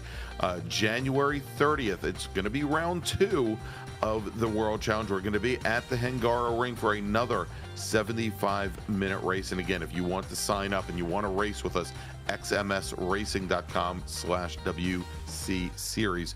And then on May Day, May 1st, our next season of the Ricmotech Classic Sprint Series, those are our Mazda MX-5s and now Toyota GR86s, going to be returning. Can't tell you where yet, but we know it's going to be there. Going to be a 60-minute race. Come join us. And again, if you go to xmsracing.com, you can sign up. I believe we've got entries open already for the Classic Sprint Series as well. So definitely come join us. So for Larry Lefty McLeod, for Jonathan Grabowski, I'm Greg Ginsburg. We'll see you next Monday night right back here from Daytona. Have a wonderful week, everybody. Ricmotech, high-performance sim racing equipment. There's only one place to go, ricmotech.com.